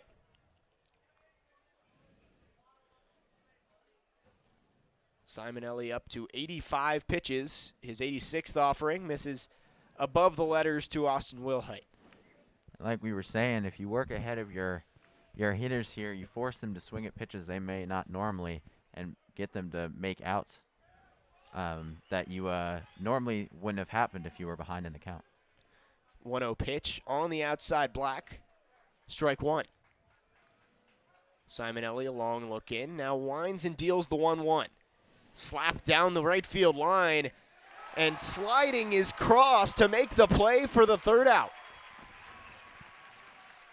The Hokies defense flashes the leather with 2 phenomenal plays here in the top of the 5th. Hokies still lead 3-0 as Simonelli has 3 straight innings where he retires the side in order. We'll be back in the bottom of the 5th. Brian Kearney taking over play-by-play duties when we come back. Hello and welcome back to English Field in Blacksburg, Virginia. The number 17 Virginia Tech Hokies currently up 3-0 on the Georgia Tech Yellow Jackets as the number 19 Gavin Cross steps in for the Hokies here. Sam Crawford still out there for the Yellow Jackets as he had some trouble last inning, giving up 2 runs, and they had people working, but it looks like they're not anymore. Yeah, you would assume that Crawford's on a short leash here. As that pitch is just off the outside corner and low for ball 1. Like you said, yeah, probably not going to have a long outing here if he has some issues. That pitch deals, and that is going to be a foul ball back into the net. 0-2 against Cross. Currently coming into this at-bat is 1 for 2 with a single and a strikeout for the 400 hitting Gavin Cross. It's a long look in here for Crawford. And he's going to step off. Called time, I think, was Gavin Cross there, as he was just taking too long. So he looks in, steps in, deals. And that's going to be an off-speed pitch there in the dirt, bouncing up to the home plate. And the count is now 1-2 to the Hokies' 3-hole hitter. Pitching carefully to Cross here. He's been so hot as of late, you don't want to give him something he can turn on. Crawford deals, and that pitch is hit to the second baseman as he gets it and throws it to first. Nice play there by Will Height as Gavin Cross just rolled over that one to the second baseman. That is going to be the first out of the inning for Crawford. That's a big out for Sam Crawford. You just don't want things to spiral after a tough inning last time, able to get the Hokies' best hitter, their 3-guy, out, and now you can face Rumfield with nobody on. Yeah, number 7, TJ Rumfield, the Hokies' first baseman, stepping in. Currently 0 for 2 on the day. So he looks in here, delivers, and that pitch is going to be on the corner, a fastball at 90 miles an hour for Crawford. So the count now goes to 0-1. Going to deals, and that is a off-speed pitch down in the dirt, 83 miles an hour. So that is 1-1 to TJ Rumfield. Currently batting .349 on the season. The windup in the pitch. That is a ground ball to the first baseman, Compton, as he throws it to the pitcher, and he makes the play a few steps in front of Rumfield there. So that was a nice play for Crawford. And it's a good job by Crawford, able to get 2 of the more dangerous hitters in this Hokies lineup to send weak ground balls to the right side. Now if you can retire Kevin Madden, you get 5 strong innings out of your starter. I don't think Coach Danny Hall could ask for much more from Sam Crawford today. Definitely not, especially with that pitch count where it is. I think he'd be happy to take those 5 innings of work. So the pitch, and that's going to be a little blooper. Pops over the third baseman, and the shortstop's not able to get it. As first pitch swinging for Kevin Madden as he gets on base. Now 1 for 3 on the day. Was first pitch swinging in his last at bat, but was not able to get the hit. He is now standing on first base with Tanner Shobel coming up to the plate. Yeah, and Malloy's tall over there at third base, but couldn't quite get his glove up to get to that one. Big 2-out hit for the Hokies. So he looks in here for Crawford as the catcher's looking over to first base, and Crawford's going to step off. So maybe couldn't come to an agreement on what pitch to throw there, or miscommunication. He steps back on the rubber. Few steps with his right foot. The windup and the pitch is going to be a strike there right at the knees against Shobel. As the count now goes to 0-1.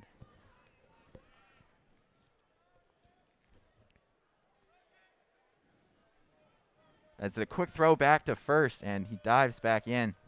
No tag there, and just maybe to check him to make sure he wasn't going. Crawford's had a couple good moves over there. Dangerous as a lefty. Hokies have to be careful at first. Wind up, and that's going to bounce short, and he's going to go to second base as a throw down, and he is going to be out to end the inning there for the Hokies as Kevin Madden tried to move up on the ball. Maybe thought it got away from the catcher, but not quite. As the Hokies go down with without a fight there, as it is at the end of 5, we are 3-0. You're listening to 3304 Sports. Welcome back to Blacksburg, as that pitch is going to go over the plate there for strike 1, as Anthony Simonelli goes back out to see if he can continue what he's been up to over these last 3 innings. Up right now is number 7, Luke Waddell, as that pitch is fouled back into the net to make the count 0-2. And Simonelli retired 9 straight batters, I think, so far in these last few innings. Struggled the first 2, and as continuing it here on the 0-2 count as he pitches That's going to be a line drive into left center field as the center fielder's under it and makes the play, calling off his left fielder. That was Hurley there for the Hokies making that play for the first out on just 3 pitches. And that's what you like to see as his count reaches 91 for Simonelli, hoping to get through this inning. And maybe if he has a fast inning, might be able to pitch another one. Up steps number 1, Trez Gonzalez. The pitch is up and out of the zone for 1-0. As he looks in here. The windup and the pitch is another fastball up and away to make the count 2-0 to Gonzalez. Gonzalez yesterday was 2 for 5 with a walk and a strikeout.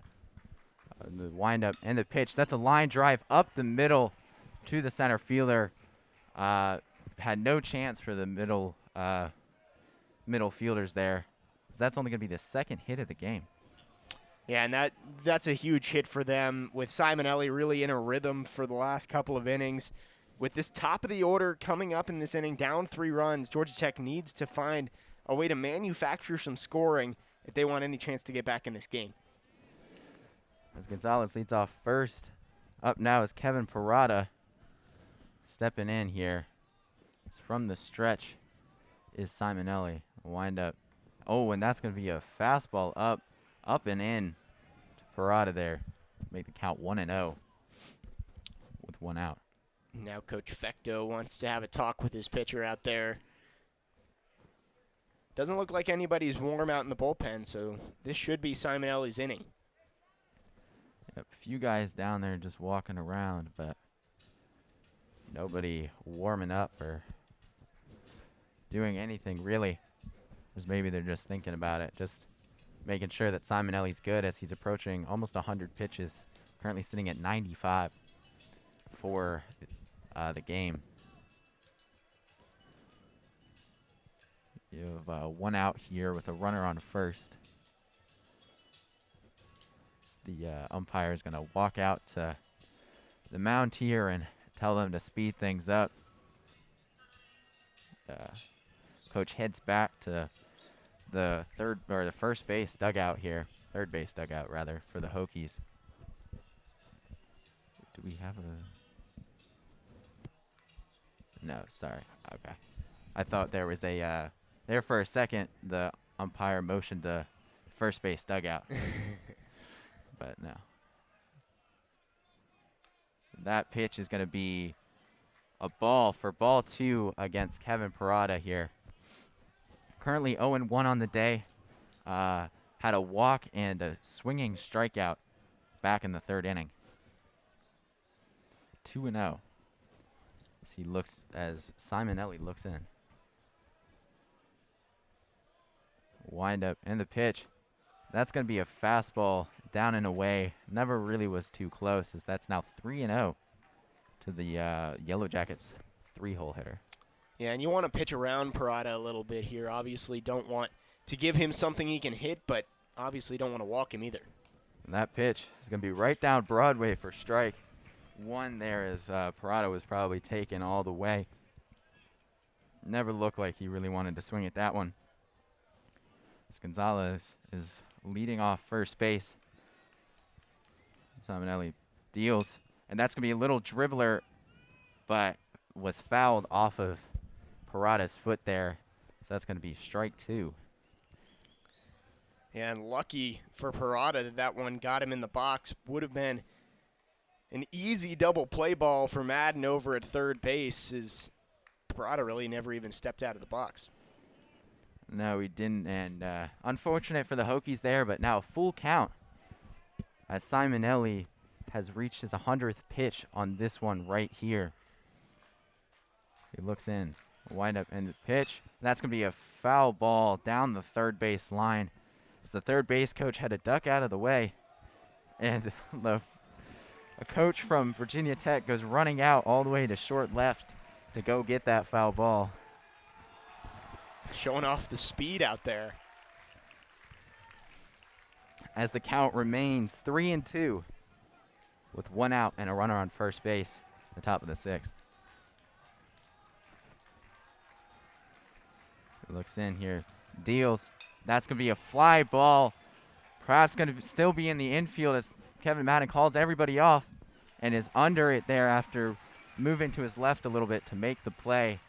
And that's going to be 2 outs for the Hokies. It's a huge out for Simon Elliott there. Best hitter in this Georgia Tech lineup. You fall behind 3-0 and you're still able to send him down. That's huge for Simon Elliott. Now just 1 out away from getting through 6 shutout innings. And I think at that point the Hokies would feel comfortable moving to the bullpen. I think so, as he's currently sitting at 101 pitches, get through this inning. Number 42 is up, and that's going to be a strike there for Simon Elliott as the count now moves to 0-1. That runner still on first base for the Yellow Jackets.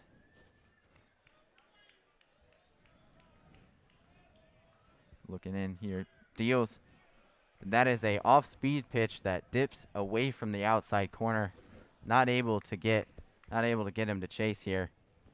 The count's moved to 1-1. Malloy currently 1-2 on the day with a single and a fly out back in the 4th inning. He pitches and deals, and that's going to be another off-speed. And he throws back to first base, but diving back in is Gonzalez there. Never too close, but just making sure that he stays there over at first base as that ball got away from the catcher Leonard there for a second. Yeah, good idea there from Leonard. The back pick over at first. A little bit of a chance there for a second, but never really all that close. 2-1 now. Pitches and deals. That is a fastball up and in there as the count now moves to 3-1 to Malloy here. Currently today, he was up with 2 outs in his first at bat and singled. They would like that here. Out now 3-1. Pitches and deals. That's going to be a strike on the outer half. A fastball there for Simon Ellie to make the count 3-2. Simon Ellie's fallen behind Parada and now Malloy, but has worked back, was able to retire Parada on the pop out. If he can get an out here, it would be a great way to finish his day. 3-2 here, and he steps off, perhaps checking to make sure that Gonzalez over there at first is not moving over. As he steps back on the rubber from the stretch, he pitches and deals, and that's going to be a ground ball to Madden, as he's just going to take it and throw it to first, a little in the dirt, but Rumfield makes the play for the 3rd out. As the Hokies get out of there, Rumfield through 6 innings, only 2 hits, and 6 Ks on the day. Probably his end. Going into the bottom of the 6th, it is 3-0. You're listening to 3304 Sports. Hello and welcome back to Blacksburg here in the bottom of the 6th inning. Number 17, Virginia Tech Hokies taking on the Georgia Tech Yellow Jackets here. And last inning was a pretty quick inning for Simon Ellie as the Yellow Jackets were unable to score. Out there right now is still Sam Crawford, who right now currently sitting at 88 pitches with 3 earned runs given up through 5 innings. So we will see how long of a day he has left, as there are people walking around out there in the bullpen. Up steps is number 8, Tanner Shobel, as he takes that pitch and lines it down the third base line for 0-1. Yeah, Crawford just battling out there. Had a tough inning back in the 4th, but Georgia Tech seems willing to try and ride him out and see how many innings they can get out of him without having to call to the bullpen quite yet. Yeah, both of these pitchers hanging on today. That pitches and deals, and that's going to be an off-speed pitch that stays down and away to make the count 1-1. As you said, both of these pitchers been fighting today, but have gotten through 6 innings so far. Crawford's trying to here in the windup. And the off-speed pitch drops in for a strike to make the count 1-2.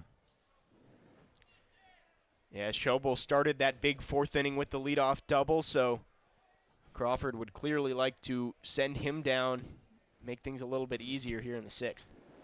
Pitch comes in, and that's going to be a grounder up the middle. The short second base makes a diving stop, but drops it before he can throw the ball, as Shobel is going to be safe there with a hit.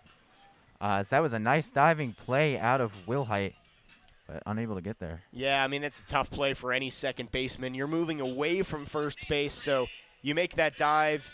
You make a great stop, but you've still got to get up and throw across your body to get a speedy guy like Shobel out. Always was going to be a tough play, and there's a leadoff single for Tanner Shobel.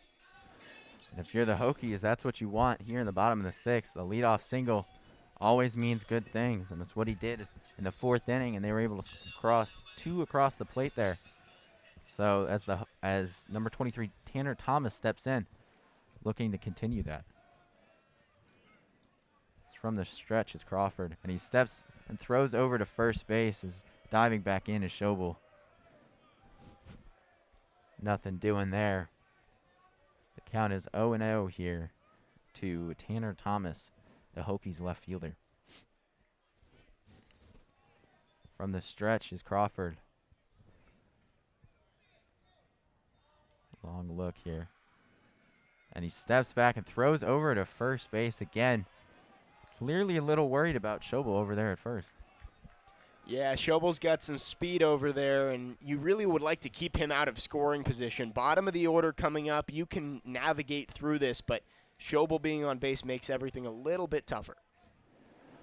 Back in the stretch here, looking over at first is Crawford. Deals, throws the ball, and that's going to be a foul back into the screen. It's kind of a half swing out of Thomas there.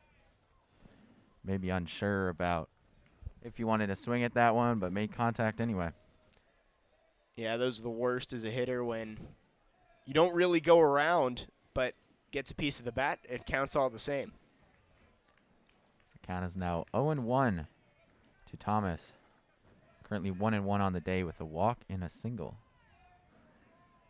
Deals, and that's going to be a fastball up in the zone, but not a strike there. So that's now 1-1 count to Tanner Thomas. Crawford there, maybe dipping a little bit as he's now sitting at 94 pitches. That one dropping to about 88 miles an hour. I've been above 90 for the whole day. In the stretch here, Hickson deals, and that's going to be a line drive down the right field line as the runner at first is moving over to third against the wall.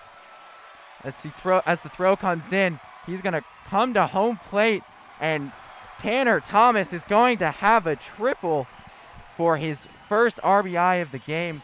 Now 2-2 on the day. What a hit from Tanner Thomas down the right field line, and Shobel showing off the wheels, able to get all the way around from first, and that's huge for the Hokies, extending this lead to 4-0. Yeah, really hung in there on that off-speed pitch from Crawford. Was able to line that down the right field line. Looks like that might do it for Crawford here. That way, as the manager comes out to talk to him, head coach Danny Hall, his 28th year at Georgia Tech, comes out to take the ball from his pitcher, and that is going to spell the end of the day for Crawford. It looks like number 15, Hugh Chapman, is going to come in for the Yellow Jackets. Yeah, so we'll get Chapman, the junior from Smyrna, Georgia. 9.39 ERA on the season. Struggled with walks a little bit. 10 walks in 7 2/3 innings, so maybe an opportunity here for the Hokies, already with a runner in third and nobody out, to add some more runs. Looking to cash in here for the Hokies. As we were saying before here, Danny Hall for the Georgia Tech Yellow Jackets, 28th year in Georgia there. He's the fourth winningest active manager entering 2021, and has really meant a lot to them. Yeah, and Hall, so good for the first part of his career. He went to a couple College World Series back in 2002 and 2006. He was the College World Series runner-up in his first year with Georgia Tech, actually, back in 1994. So a lot of success, but that's kind of gone downhill over the past couple of years. Since 2015, they've only been to the NCAA tournament twice. So trying to rebuild that, but that starts with a lot of these guys that we see in the lineup today, the freshmen coming in. I mean, Tres Gonzalez, Kevin Parada, Jake DeLeo, Andrew Jenkins was a big-name recruit who we saw him make a big impact yesterday. So I think when you have a program like Georgia Tech that under Danny Hall has been so successful, there's going to be those ebbs and flows. You're not always going to be making, unless you're Vanderbilt, you're not going to be making the College World Series every single year. And I think he's done a good job of realizing, hey, we need to retool and rebuild. And I think this Georgia Tech program is definitely on the right track. They definitely are. Much like the Hokies, a lot of their starting lineup is freshmen, and so a lot of good players for the Yellow Jackets, looking to develop that talent. And it's good to have a coach that's been around for forever to help develop that young talent.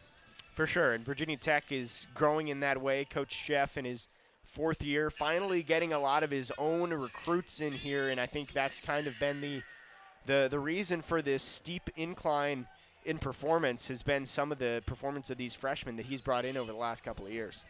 Yeah, absolutely. As Chapman now getting ready to make his first pitch here to Cade Swisher. And that first pitch is going to be an off-speed pitch that ends up in the dirt. And the Hokies, with a runner on third base, the infield for the Yellow Jackets, everyone on that line between the grass and the dirt playing in here, trying to avoid another run. The pitch as it deals, and that's going to be a line drive to deep right field. That has a chance, and that is gone for Cade Swisher, as he is now just absolutely killing it today with his 4 RBIs, 2 before and 2 just now. He's going across home plate, and he's getting ready for hammer time here. As they throw him that hammer, and he slams it down. And the Hokies now up 6-0 against the Yellow Jackets. Have a day, Cade Swisher. 3 for 3. And now with a home run, gets to swing the hammer there, and the Hokies starting to pull away. Huge inning here, going single, triple, home run. Now up 6-0, and the way Simon Elliott's been pitching, you just got to hope the bullpen can hang on the other side. Absolutely. As number 41, Cade Leonard, the catcher, steps in for the Hokies. As that first pitch comes in, that's going to be a strike. Only the second pitch out of Chapman gave up that home run. And like we were talking about at the top of this broadcast, and we've talked about throughout, the bottom of the lineups in this series have been huge. Yesterday, the 6, 7, 8 hitters for the Yellow Jackets. That's going to be a line drive or a little blooper to the third baseman, who picks it up and throws it in the dirt, but the first baseman, Compton, is able to pick it out of the dirt, and Leonard gets the first out of the inning there.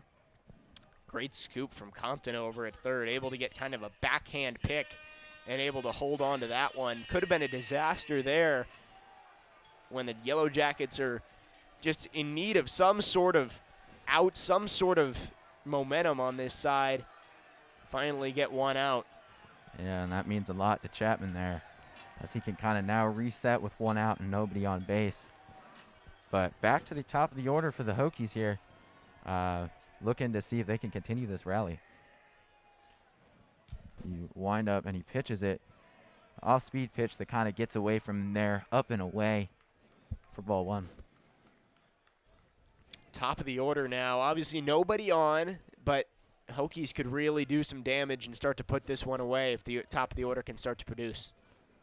That's going to be a grounder to the third base side, or first base side, but foul there for Jack Hurley, who coming in here is 1 for 2 now with a single and a strikeout on the day.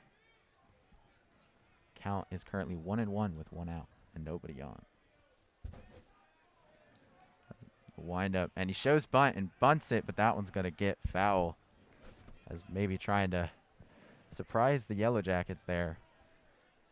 Yeah, Hurley's got plenty of speed, especially from that left side. We saw the top of the order with Waddell trying to do that for the Yellow Jackets. Hokies looking to do that there with Hurley, but again, just leaks a little bit foul now. 2 strikes on him. The Yellow Jackets pretty much playing straight up here. Middle fielders out in the grass a little bit. The ball wind up. It's going to be a foul ball back into the net behind home plate. So the count goes to 1-2. So far, Chapman giving up a single, or the home run and the out here. Looking to try and get Hurley out with 1-2 count here. Wind up, pitches it. Another off-speed pitch that kind of gets away from him. Goes up and away. Make the count 2-2. Chapman just hasn't looked quite comfortable since getting out on the mound. Giving up a home run in the first at-bat probably doesn't help all that much, but just seemed to be struggling to find that rhythm here against Hurley. But as a reliever, you got to have a short memory, trying to bounce back if you make a mistake. That pitch is going to come in, but it's grounded right back past the first base bag. A foul there. This is now still 2-2. This next pitch is going to be the 7th pitch of the at-bat here to the Hokies center fielder. Coming in, has 1 RBI in the game already here. He looks in here. Chapman looking in the stretch position here. The windup and throws. And that, too, is going to be a changeup there off the outside corner. 3-2. Full count. Great at-bat here from Hurley. Just making him work for it. Nobody on, 1 out. A walk here would do a lot for Virginia Tech with the middle of the order coming up. Full count. 8th pitch of the at-bat coming up. Deals and strikes out Hurley there on a fastball. Just blew it right by him. He was unable to catch up there. 90 miles an hour. Big swing from Hurley. He liked that pitch. Just couldn't get a piece of it. His second strikeout of the day. But now Biddison stepping up. Nobody on, 2 out. No matter what happens here, you have to think the Hokies are pleased to add 3 more in this inning. Really stretch it out. Give the bullpen some breathing room, which, as we saw yesterday, they may need. Absolutely. No lead is safe with the Yellow Jackets, especially if you're looking at yesterday there. So if you're the Hokies, definitely pleased, but could always use more runs just in case. As Biddison here is getting ready to step into the box. Had a little chat with his third base coach, and we're ready to play here. Chapman with the ball. And throws, and that's going to be a pitch in the dirt, bounce in front of home plate. A fastball there, though. Don't see that too often. Don't see fastballs bounce in front of the plate too much there, but nevertheless, 1-0. As the catcher looks over to the Georgia Tech dugout. Chapman kicks and deals, and that's going to be a ball inside. Almost got a hold of Biddison there, but was able to get out of the way. Yeah, Biddison almost took one there. Chapman, again, still has not found a little bit of a rhythm. You thought maybe that strikeout of Hurley would get him some momentum, but looks a little shaky here to start the at-bat against Biddison. Kicks and deals. And that is going to be a fastball away, moving the count now to 3-0. And you've got to be feeling pretty good if you're Biddison right now. Yeah, not sure he'll have the green light here with nobody on and 2 out, but he could. He gets one he likes. Biddison certainly has the ability to make something happen with the bat in his hand. Chapman kicks and deals. And that is a ball for ball 4 as Biddison walks there to give the Hokies a runner on first and another 2-out walk in this game. And that's not who you want to walk, because now you're giving Gavin Cross a chance to bat with a runner on. Cross is he's one of the most dangerous hitters in the entire ACC. Having to pitch to him at any point isn't great, but you'd love to have him lead off the next inning instead of having him up here with a chance to really put this game out of reach if he can bring out the hammer once again.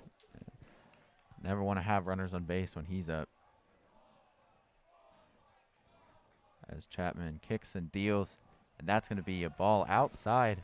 Another off-speed pitch that gets away.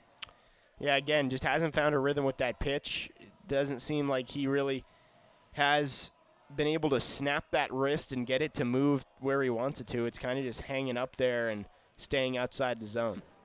And not something you want if that gets left in the zone and doesn't break. So kicks and deals here. That's going to be a fastball down in the dirt. 6 straight balls for Chapman. And like we were saying, just doesn't look comfortable. Yeah, and this crowd can't be helping. They're letting him know how many balls in a row he's thrown as the ball 7 chants are now coming out. 2-0 count to Gavin Cross here. The runner on first base and 2 outs in the bottom of the 6th inning. Kicks and deals. And that is going to be a strike to end those ball 7 chants. Yeah, finally found the strike zone with one. The dugout degenerates, as they have become known here at English Field. Not kind to visiting ball clubs, and the ACC has found that out the hard way this year. Indeed they have. 2-1 here to Gavin Cross. Deals, and that's going to – he's running to second now, and they're going to be a late throw and offline as Biddison moves up to second base on a 3-1 count now.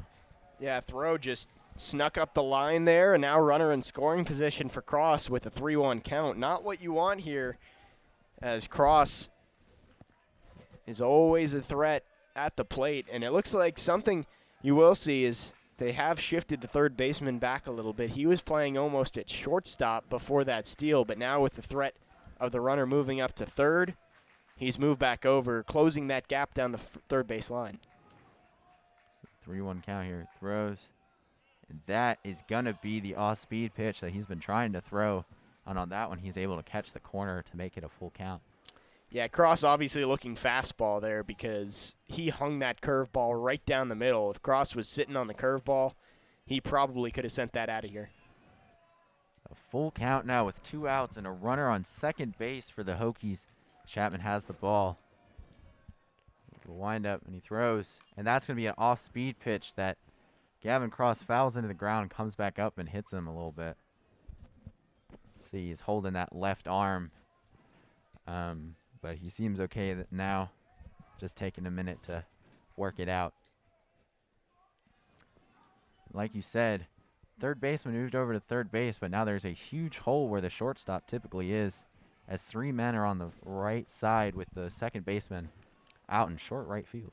Yeah, and the way they've shifted, too, with the center fielder shading over towards right, there's a huge hole in the outfield in that spot. A hard-hit ground ball could sneak all the way towards the fence. Kicks and deals. Biddison runs to third, and that's going to be – he's going to be safe, as that looked to be a close play. And Gavin Cross is just going to steal second. And then they're going to throw home, and he's going to be safe as well, as that ball was not able to get to him. As there is a whole lot happening on that play. Oh.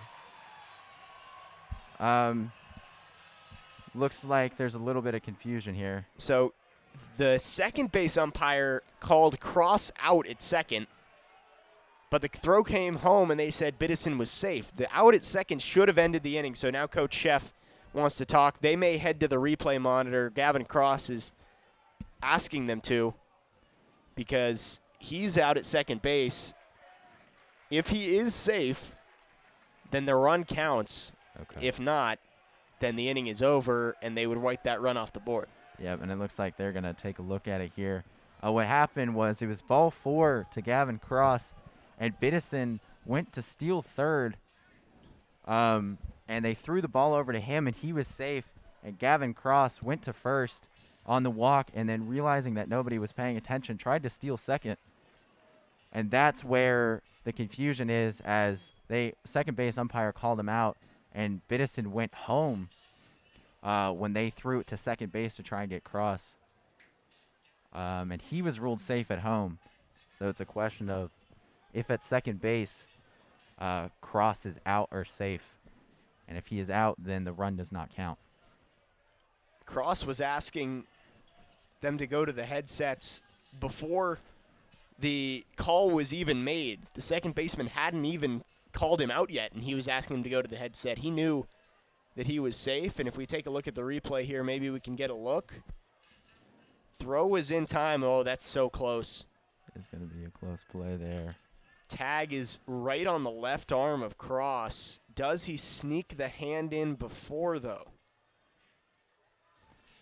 Oh, that is bang, bang. I can't tell.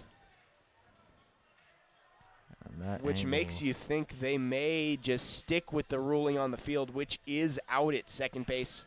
From that angle that we're able to see here in the box, I cannot tell whether he snuck that hand in time. Yeah, it's going to be really close, and usually on those plays, if replay isn't clear, tend to go with the ruling on the field. We will see what happens here as Rumfield is still standing out there on second base. All the Yellow Jacket players talking over at first base as they wait.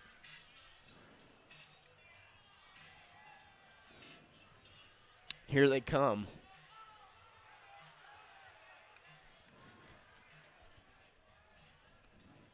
Big call here. Difference between 6-0 and the inning ending and 7-0 in the inning going on.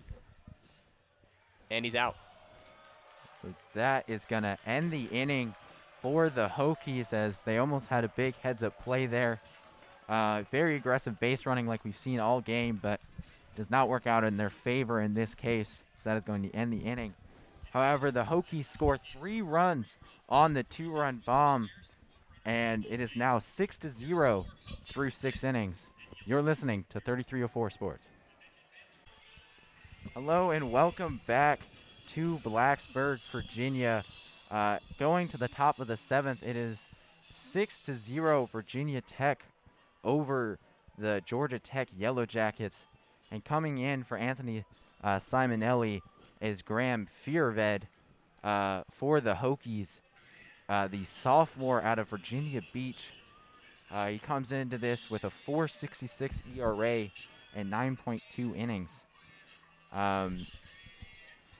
Here for the Hokies, that ended on a weird play there where they tried to be aggressive, but ended up running themselves into that last out. But so far has proved effective as they are currently up 6-0. Yeah, and you have to give a lot of credit to Simonelli on the mound. 6 innings, 2 hits, 2 walks, 6 strikeouts, no runs allowed. Sets up this bullpen with a good amount of cushion. Indeed, as up steps number 25, Drew Compton. So that's going to be a fastball down and in there at 92 miles an hour to make the count 1-0. And like you said, big game for Anthony Simonelli. Started out rough, but really held it together there at the end. So this pitch is going to be a fastball down and in to make the count 2-0. And Fearved has been one of the better arms out of this bullpen. He's been solid for him, so Hokies obviously trusting him here. Would like to at least just keep this game at arm's length. Up 6-0. Can give up some runs, but don't want to let him back in. So that's going to be a ground ball to the second baseman. He's going to throw it to first base as Biddison grabbed it and threw it to Rumfield. Biddison was out there in short right as they were playing the shift on Compton there, and he hit it right into the shift for the first out. Yeah, that's just good game planning there from the Hokies. Normally, that one might skip into right field if Biddison doesn't get on his horse to his left. Instead, he's right there to make the play for the first out. And up now is number 23, Stephen Reed, as that ball is going to be a fastball down in the dirt at 94, 1-0. Like you said, Hokies clearly doing their homework here. That shift worked out well.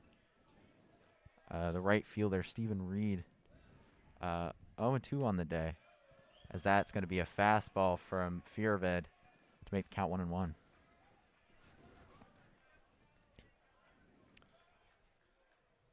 He has the ball here, kicks and deals. That's going to be a fastball drilled down the right field line, and that's going to stay inside the line as Cross gets it and having some trouble with it, and he goes to second, but the ball comes in to the cutoff man as Reed there looked like he thought about going to third but held up.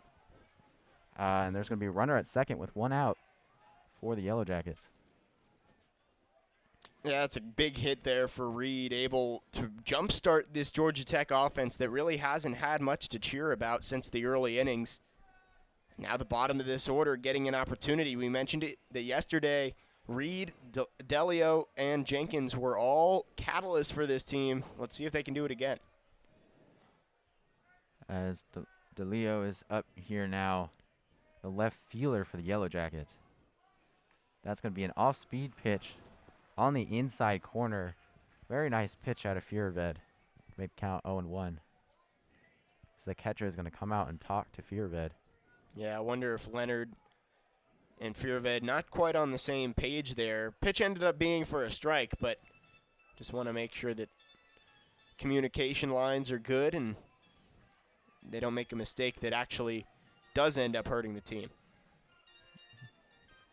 As Leonard heads back behind the plate here to get us back started now. 0-1 with 1 out and that runner on second base here in the top of the 7th.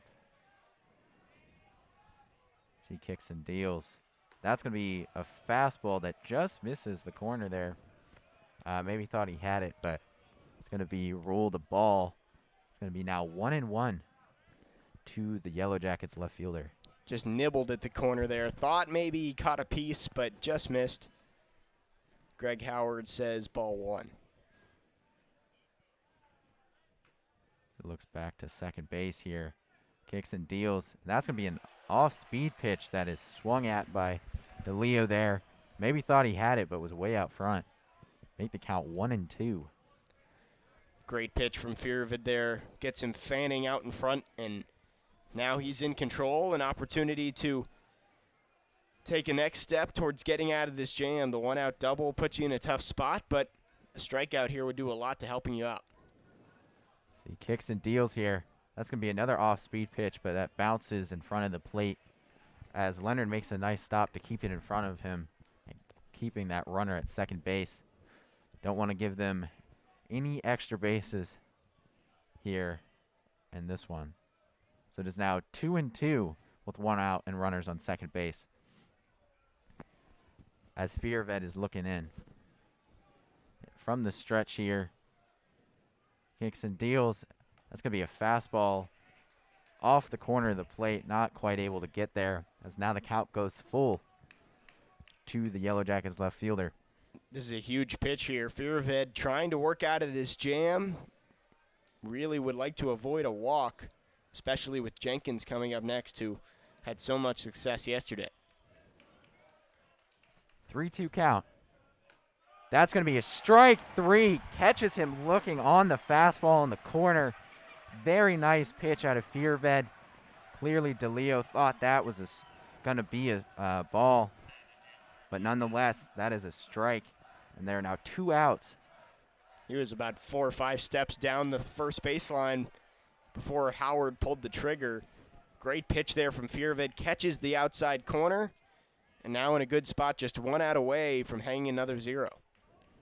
As Andrew Jenkins, the hero of yesterday, steps up to the plate with the runner on second.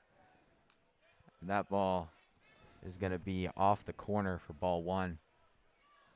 So with that runner on second base and 2 outs, Hokies looking to keep this shutout intact here. Only giving up 3 hits today through 6 2/3 innings. Fierved looking to keep it that way. So it's 1-0. Kicks and deals. That's going to be a fastball. Fouled back. Hit that one hard, but foul there. This is now 1-1. Jenkins currently sitting at 0-2 on the day with a strikeout looking and a flyout in his first 2 at-bats. Fierved with the ball. Kicks and deals, and that's going to be a fastball. Again off the outside corner of the plate. Really trying to work that outer half here. Now 2-1. Reed still standing out there at second base. Creeping off here. Fierved with the ball. He kicks and deals. That's going to be fouled back. Just got a tiny bit of it there was Jenkins to even up the count. Now it's 2-2. This would be a great job from Fearfit if he can get out of here unscathed. Reed's double could have really started a rally for Georgia Tech. Now just one pitch away from leaving him out there. The 2-2. And that's going to be a fastball up and in that Jenkins swings at for strike 3 as Fearfit works out of the jam there. That runner on second base and hangs that 7th-0 for the Hokies. Going into the bottom of the 7th inning, it is 6-0. And you're listening to 3304 Sports. Hello and welcome back to English Field at Atlantic Union Bank Park. Going into the bottom of the 7th here, TJ Rumfield is going to be stepping in, versing Hugh Chapman on the mound. Still in there from last inning. Gave up the one hit, but that one hit was a home run. And looking to maybe not let that happen again here as the power hitting TJ Rumfield steps in. That's going to be a ball down in the dirt for 1-0 to TJ Rumfield. Yeah, tough task here for Chapman. Has to run through the meat of this order here in the 7th. Hokies always wanting to extend that lead. Hugh Chapman with the ball now. Kicks and deals. And that is going to be a fastball down and in. Now 2-0 to TJ Rumfield. Currently 0-3 on the day, not usual for him. So he may be due here. 2-0 comes in, and that's going to be a line drive. But right at the second baseman, Will Height, who makes a nice grab on it, was played perfectly. It's going to be frustrating for Rumfield. Hit that ball on the screws, but... Yeah, that's another time today we've seen a great defensive play out there. Hokies had a couple back in the top of the 5th. Shobel laying out at shortstop and Cross making a diving play on right, but that one just as good. Will Height, quick reflex, is able to grab that one. As up steps Kevin Madden, third baseman for the Hokies. The 0-0 comes in for strike 1 there. Nice off-speed pitch from Chapman. Kevin Madden is 1 for 3 on the day with a single in the 5th here. That's the pitch. The 1-0 comes in, and that's going to be a 58-foot curveball that doesn't make it, and that's going to be 1-1.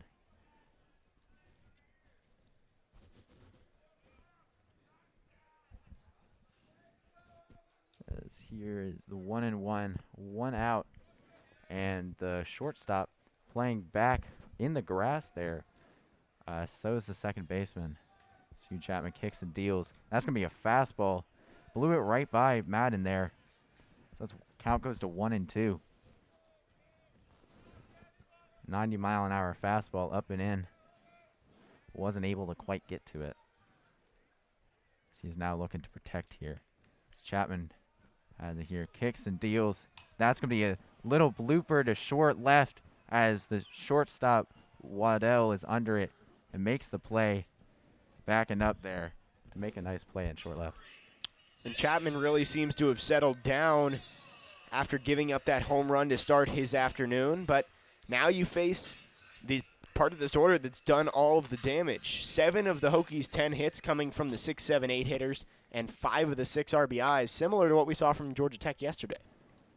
Yep, Tanner Shobel here steps in with 2 of those hits himself. So that's going to be a fastball on the outside. He's really been the table setter today with 2 hits, and both of those starting the rally for the Hokies back in the 4th inning and then back in the 6th inning. It's the 1-0 here from Chapman. And that's going to be a off-speed pitch on the outside half there to make the count 1-1. As Shobel and Thomas have both done a good job getting on base, starting things up, and that's allowed Swisher to do his damage. 3 for 3, 4 RBIs. He kicks and deals, and that's going to be a little blooper to short right as 3 gray jerseys converge, but Will Height is able to make the play out there right next to the line in short right, And that's a quick inning there for Chapman. Good bounce back inning for him as he's able to put a 0 up against the Hokies now. Through 7, it is 6-0 Virginia Tech Hokies. You're listening to 3304 Sports. Hello and welcome back to English Field here in Blacksburg. Going into the top of the 8th, we will see Austin Wilhite, Luke Waddell, and Trey Gonzalez up for the Yellow Jackets here as Graham Fearved stays in after only giving up 1 hit and getting 2 strikeouts in that last inning. Up first is number 14, Austin Wilhite for the Yellow Jackets. He kicks and deals, and that's going to be a fastball right there to make the count 0-1 for Fearved. Looks in here as the catcher looks over to the Hokies dugout, gives the sign.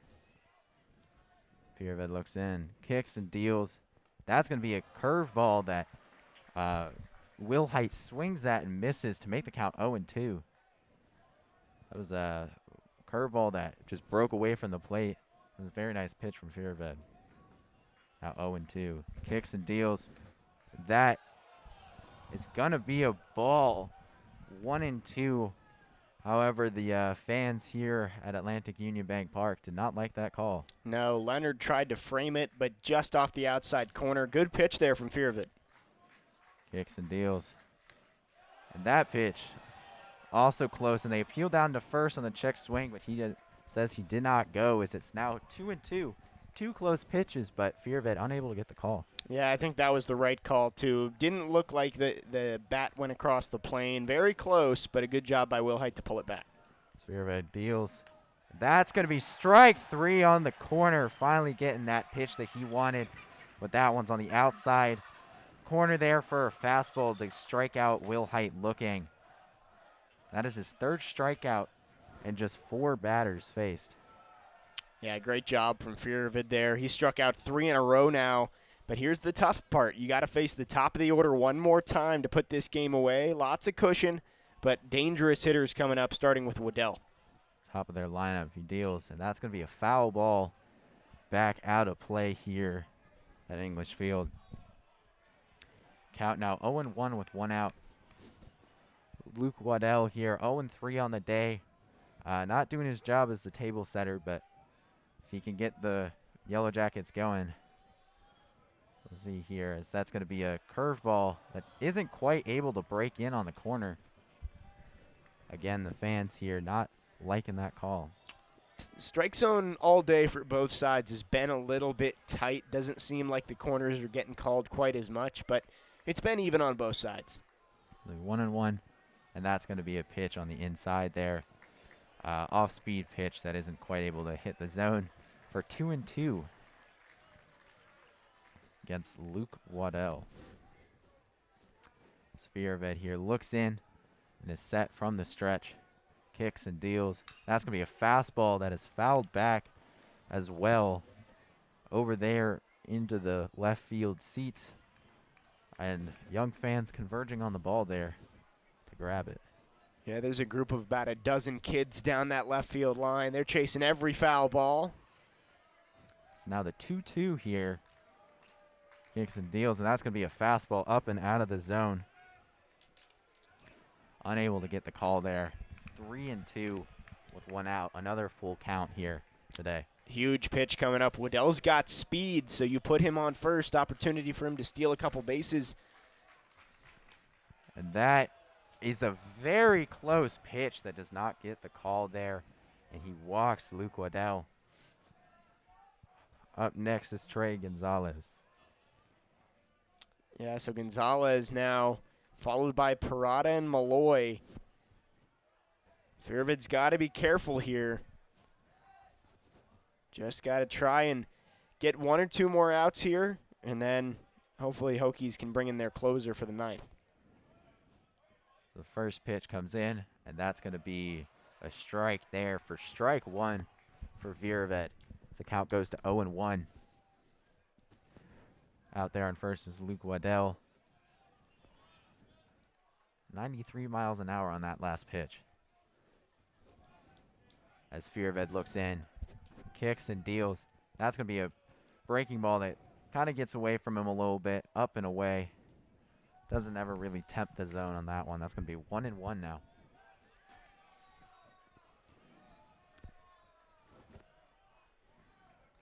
Looking in his fear bed. The 1-1. That's going to be a fastball drilled down the left field line, again down to those young fans down there in left field, as about 6 or 7 of them go rushing over to the ball. It's a swarm over there.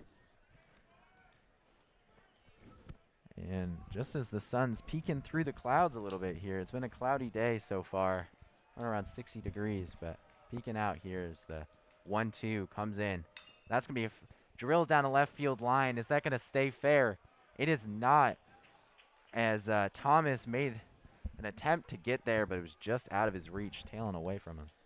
Unlucky there for Gonzalez. Looked like it could have been extra bases, but just hooked foul a little bit. And now still on a 2-strike count.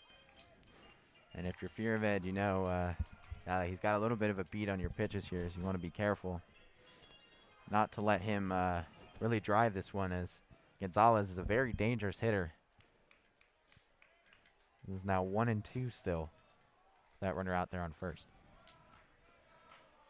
The 1-2. It's going to be a fastball up and away. Almost a pitch out look there.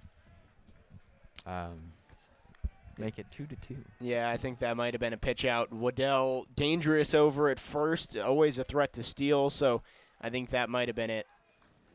The 2-2 here. Kicks and deals. That's going to be a fastball. Again, fouled into past the left field line there into those fans. So they all converge on it. The 7th pitch of the at-bat is coming up. Gonzalez doing a good job here. He knows this is a big spot.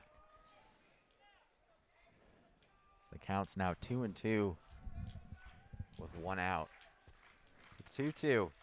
That's going to be a fastball drilled into left field as the left fielder Thomas gets there and is able to hold Waddell there at second base, but that one was hit very hard by Gonzalez, and now there are 2 runners on with only 1 out for the Yellow Jackets. This is exactly what Georgia Tech needs here. Now you've got 3, 4, 5, starting with Parada, who's been your most consistent hitter this year, has some pop, can drive in runs, and you got runners on first and second with 1 out. And it looks like Coach is coming out to talk to Fearved here. Don't want things to get out of control. And maybe people out there in the bullpen for the Hokies starting to warm up. Yeah, it looks like somebody not quite throwing from the mound yet, but just loosening up. Maybe Coach Ryan Fecto going to talk to him, give him a little bit extra time to get some pitches in. Not quite sure. Looks like it's a lefty. Potentially Shane Connolly. He has their most saves for the Hokies here. But it is hard to tell as they still have their warm-up jacket on. It is Shane Connolly in the pen there.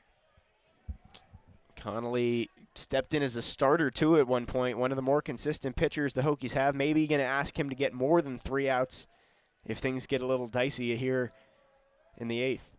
Yo, count to Parada. That's going to be a fastball down and away. Not able to catch the zone there. 1-0 with runners on first and second for the Yellow Jackets here. Still only 1 out.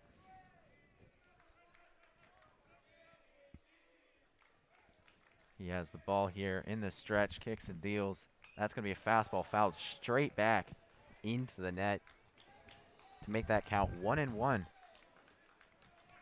Here with runners on first and second. If you're the Yellow Jackets, you badly need to cash in here. Down 6 in the 8th inning.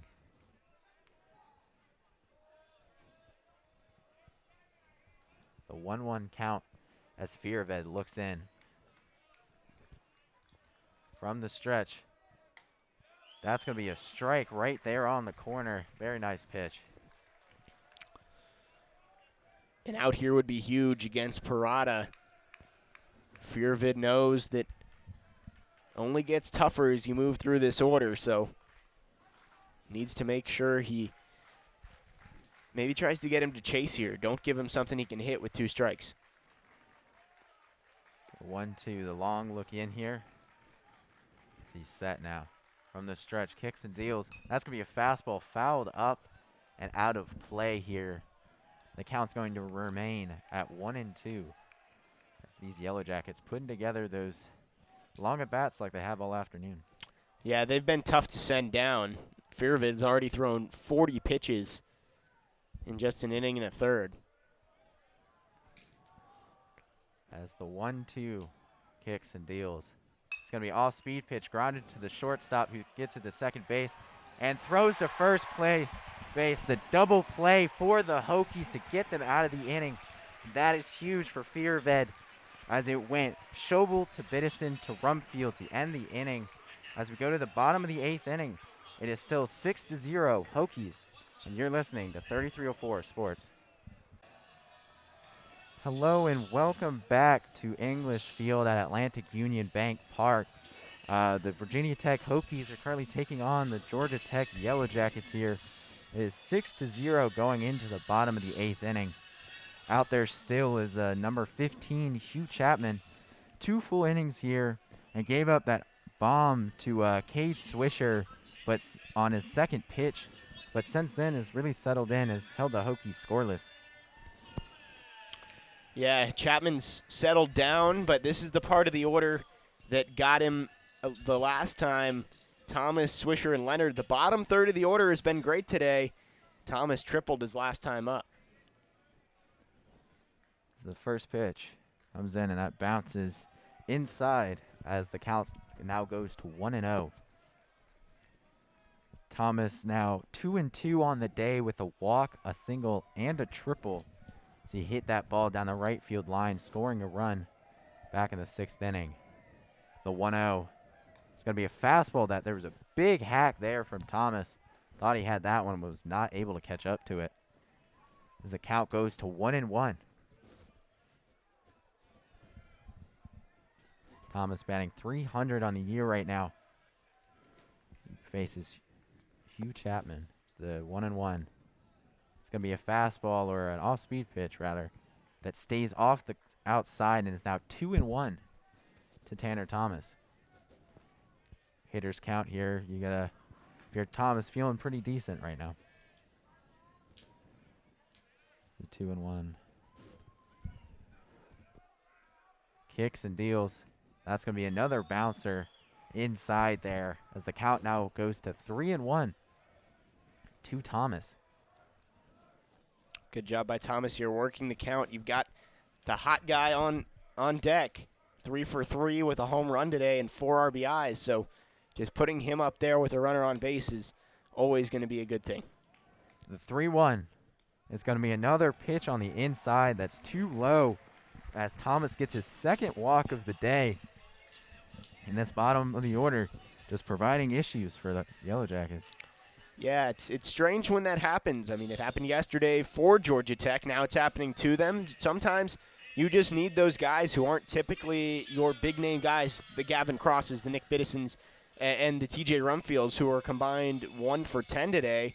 Sometimes they don't have their best days, and you need the other guys in your lineup to step up, and that's exactly what Swisher and Thomas have done today. Absolutely, and that's the mark of a good team, is 1 through 9 can hit. As that first pitch is going to be ruled a ball, 1-0 to the hot guy, Cade Swisher. Coming in 3-3 on the day with 2 singles and a home run and 4 RBIs already, providing 4 of the 6 runs for the Hokies. It's the 1-0. It's going to stay outside, and that's going to be 2-0 to Cade Swisher, as maybe not wanting to give him anything to hit here. Yeah, Chapman starting to struggle with a little bit of control here. 40 pitches today, just 18 of them have found the strike zone. It's the 2-0. Comes in. Parada there tried to frame that one, but umpire wasn't having it as it now goes to 3-0. Clearly trying to stay away from Swisher. You can't blame him. The 3-0 with nobody out and a runner on first. Kicks and deals. And that's not even close. And he walks him on 4 straight pitches. Cade Swisher having a day. Now 3 for 3 and a walk. The Hokies back in business now. They got runners on first and second. And Dane Leonard is coming up as the coach for Georgia Tech here is coming out to have a chat as the bullpen here. Get down if that's going to see if that's going to spell the end of the day for him or not. I don't believe it will. It will not. It looked like there was a Georgia Tech player coming out of the bullpen, but I believe that was actually Sam Crawford, the guy who started the day for Georgia Tech. He was down there and I guess trying to get into the bullpen. So it will still be Hugh Chapman. So just the pitching coach coming out to have a chat with Hugh Chapman, making sure he's good after letting the first 2 batters of this inning reach base. The Hokies are back in business now. Runners on first and second with Dane Leonard coming up to the plate here. So he's just 0-1 on the day with a walk and a hit by pitch. And that pitch is going to be hit. That's a fly ball into shallow left center as the 2 fielders converge, but the center fielder is going to be right there. And looked like Thomas thought about it there for a second, but maybe just trying to play with the outfielders as he remains at second base. And that's a huge out for Chapman. Things were starting to unravel yet again with that part of the order, and you're able to get an out there. Now you set it up. All you need is a ground ball to get out of the inning. Absolutely, but as we've seen, bottom of that order providing issues once again, and Jack Hurley with already 1 RBI on the day, coming up with runners on first and second here with only 1 out in the inning. Chapman looks back to second base. He kicks and deals, and that's going to be a fastball out of the zone for ball 1. It's now 1-0 to the Hokies leadoff man, Jack Hurley. As both runners take a decent lead, Chapman looks back to second base, kicks and deals. That's going to be a big swing out of Hurley, but not able to catch up to that one. Yeah, we've seen that a few times today. Hurley taking some big hacks at balls right around his knees. Maybe thinking he can lift something, but so far has been unsuccessful. His count now is 1-1. The 1-1. So fastball away as Hurley went reaching for that one. Maybe helping out Chapman here. As that now makes the count 1-2. Yeah, that's not what you want to see if you're Jack Hurley. That pitch well outside the zone, reaches for it, and now you're in a hole.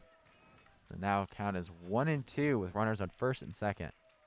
He kicks and deals. It's going to be fastball out of the zone there. Close pitch, but 2-2 on the count now.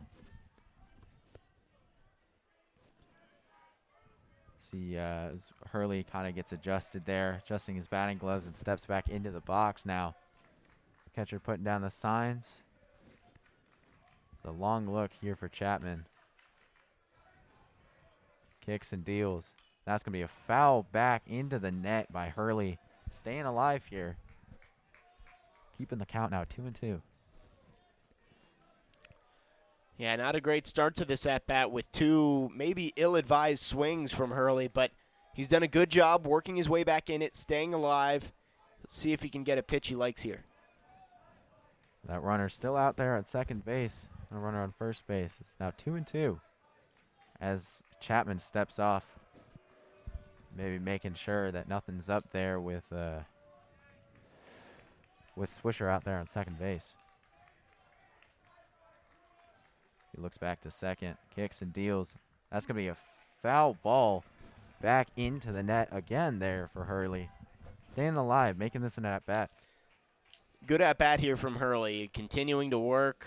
Now has seen 6 pitches in the at-bat, so opportunity here. Maybe he wears down Chapman enough that he finds something in the strike zone that he can take a big hack at. Now 2-2 as the lights start to come on here at English Field. Kicks and deals. And that's going to be a ball out of the zone now, 3-2 to the Hokie center fielder. And now you really got to work if you're Chapman here. Those runners still at first and second have a full count. He's now at 50 pitches through 2 1/3 innings. Yeah, both teams have done a good job making opposing pitchers work. Have not been many easy outs for either side today. As Chapman looks back to second base, kicks and deals. That's going to be another foul ball by Hurley back into the net. Just staying alive here. So that's now the 8th pitch of the at-bat. Yeah, he's going to see 9 pitches here, just not going down without a fight. You've got the big hitters waiting on deck in the form of Biddison, Cross, and Rumfield. So if he could get on base here, an opportunity to really end this one. It's the long look in from Chapman. The 3-2 pitch is going to be another foul ball, as that one was a fastball up and away. He just got enough of it to foul it back into the net. Yeah, so we'll see double-digit pitches in this at-bat. This will be the 10th one coming up. Just a great job from Hurley to continue to fight in there. Now have 3 and 2 with 4 pitches fouled back into the net here. See if he could get a pitch he likes now. Chapman's looking in. Looks back to second briefly. Kicks and deals. And that's going to be a ball. A 10-pitch walk for Jack Hurley. An excellent at-bat out of him. And now bases loaded for the Hokies. And up steps Nick Biddison with only 1 out. Yeah, it's just a great job for these Hokies, able to load up the bases and see a pinch runner here. Fritz Genther's going to go take the spot of Dane Leonard, or excuse me, of Cade Swisher.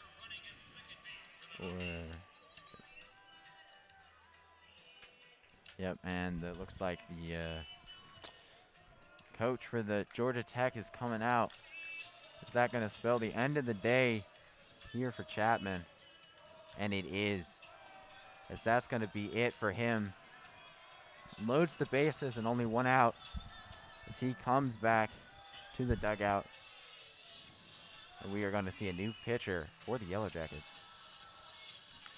Yeah, not sure who it is. It doesn't look like there's much going on in the bullpen. Oh, and I think we may see position player pitching. It's going to be Will Height. We've seen that he's come in to pitch at times, and he's going to move over from second base and go onto the mound. That is not something you see every day. Well, it looks like they probably just want to be able to just save an arm for tomorrow.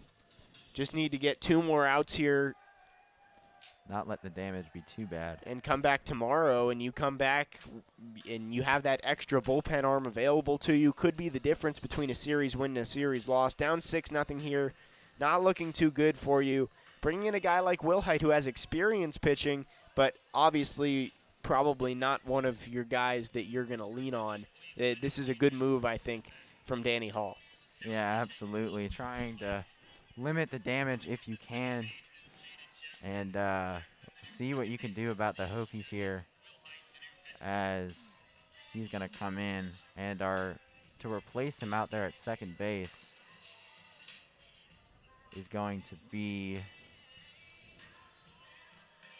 looks like it's Jaden Jackson. Jaden Jackson out there at second base. Freshman from Sugar Hill, Georgia. Good defensive player, batting just .200 on the season, so hasn't gotten many opportunities at the plate, but getting a chance here as a defensive replacement. And there's a chance, depending on what the Yellow Jackets do in the top of the 9th, that he could get a shot at the plate as well. Absolutely. So in for the Yellow Jackets right now, Austin Wilhite. So far on the season, 1 1/3 innings pitched, giving up 3 hits and 1 earned run on 2 Ks. And as we mentioned at the very beginning of this broadcast, he had 3 closing saving appearances for the Yellow Jackets last year. So unusual, but not too unusual for Will Height to be pitching in this situation.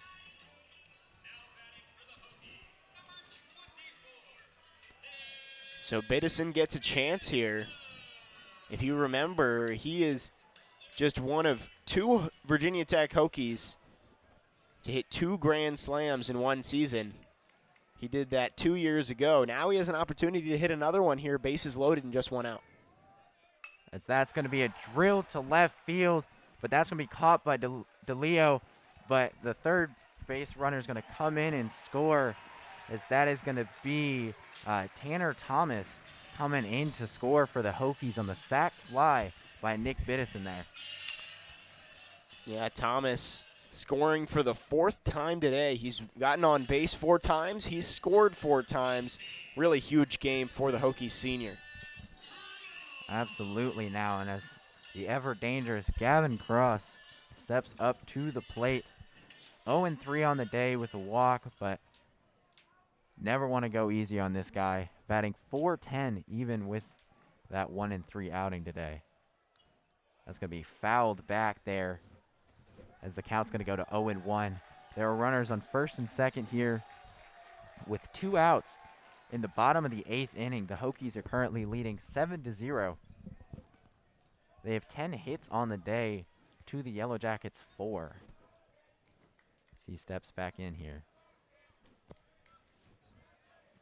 The kick and the deal. And that's going to be an off-speed pitch down. And now it's 1-1 on the count here to Gavin Cross.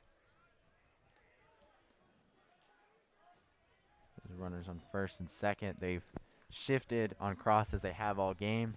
Second baseman out in short right field. The pitch comes in and a big swing out of Cross there. Maybe trying to get under that one and really get a piece of it, but just couldn't quite get that. 1-2. Yeah, Cross looked like he was trying to put the exclamation point on this win. Just couldn't come up with that pitch that looked like it was down around the knees. Maybe a little over anxious on a 1-3 day. The kicks and deals, and that's going to hit both the Gavin Cross and the catcher in the arm, it looks like, as both were slow to get up after that pitch. And that's going to mean the bases are loaded again for the Hokies. Yeah, so now TJ Rumfield with a chance to clear the bases here. 2 outs. Tech, obviously, you can never have too many runs, especially heading into that last inning. You'd have to think it's almost out of reach, but if Rumfield could either find a gap or put one over the fence, you would have to think this game is just about over.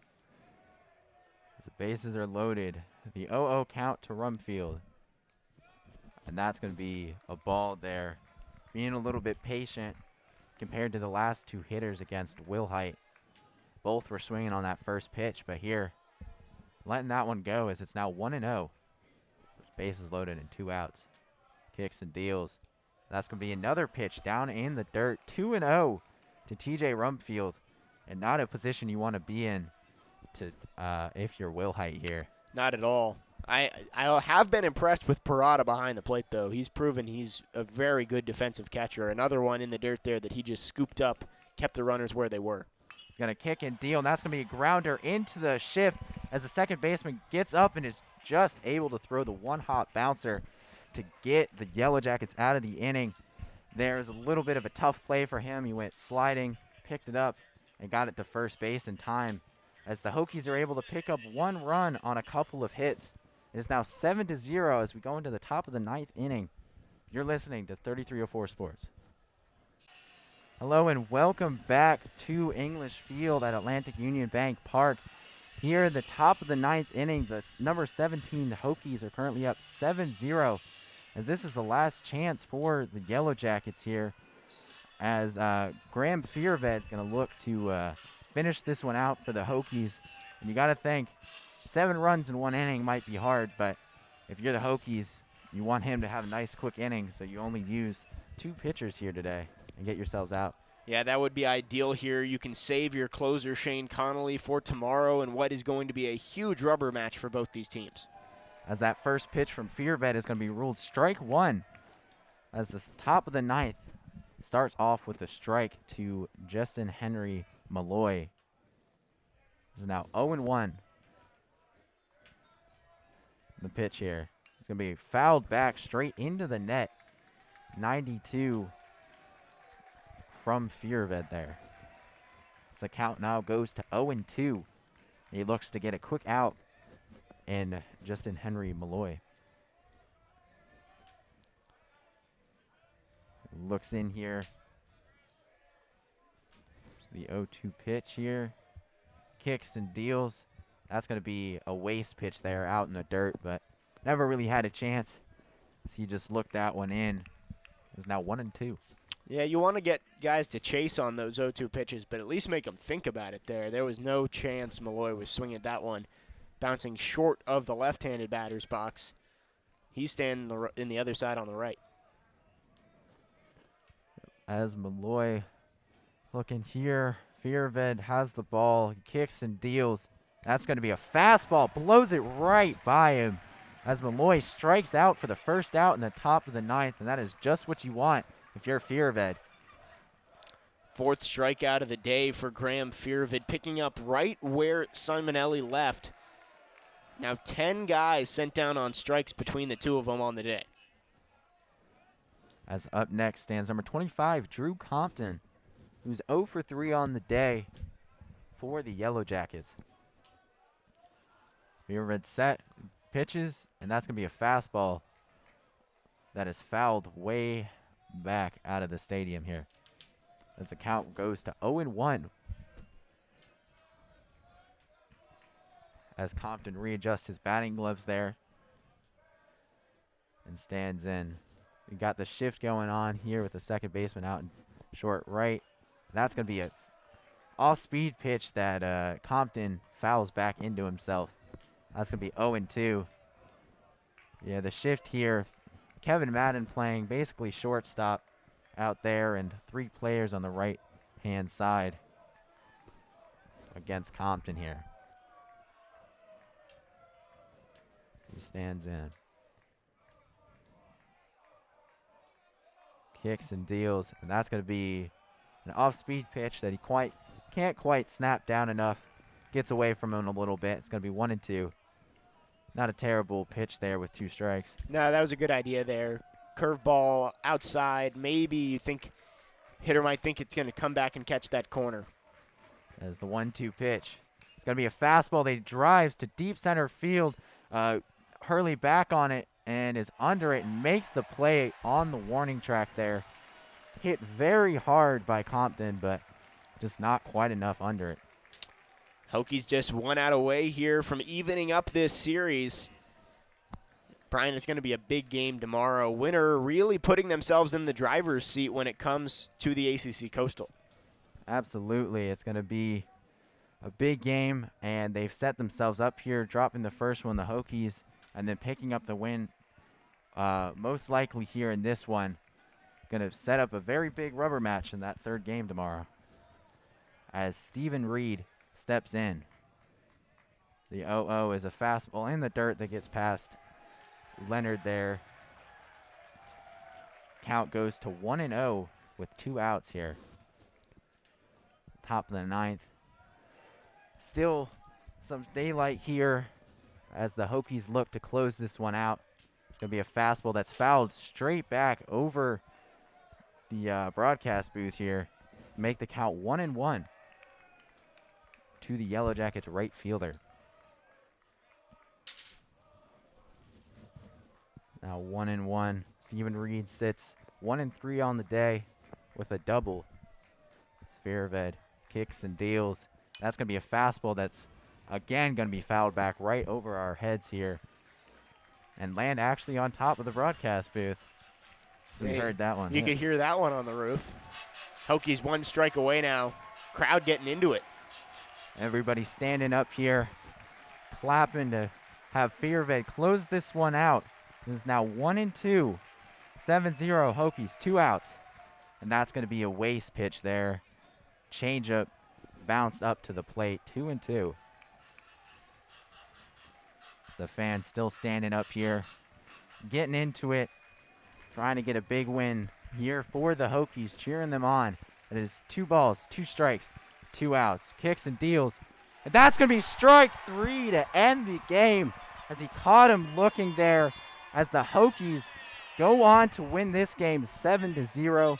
as everyone from the Hokies comes out to the mound to celebrate this win for the Hokies. And that's going to end it for this one, setting up a big game tomorrow. Yeah, really huge game tomorrow. Virginia Tech just there are no more important wins than a bounce back after losing a game like they did yesterday in such a crucial series. Now you force a game 3 tomorrow where if the Hokies can win it, not only do you extend your lead over Georgia Tech to 3 games, now you have the tiebreaker against them head-to-head. So Hokies have to feel good about where they are, and they need a big win tomorrow here at home. Absolutely, and if they're able to pull that one out, it'll be 4 straight ACC series wins for the Hokies, which does not happen often, so that would be big for them. This has been Brian Kearney. Next to me is my broadcast partner, Jake Lyman, and we thank you for listening. This has been a broadcast of 3304 Sports.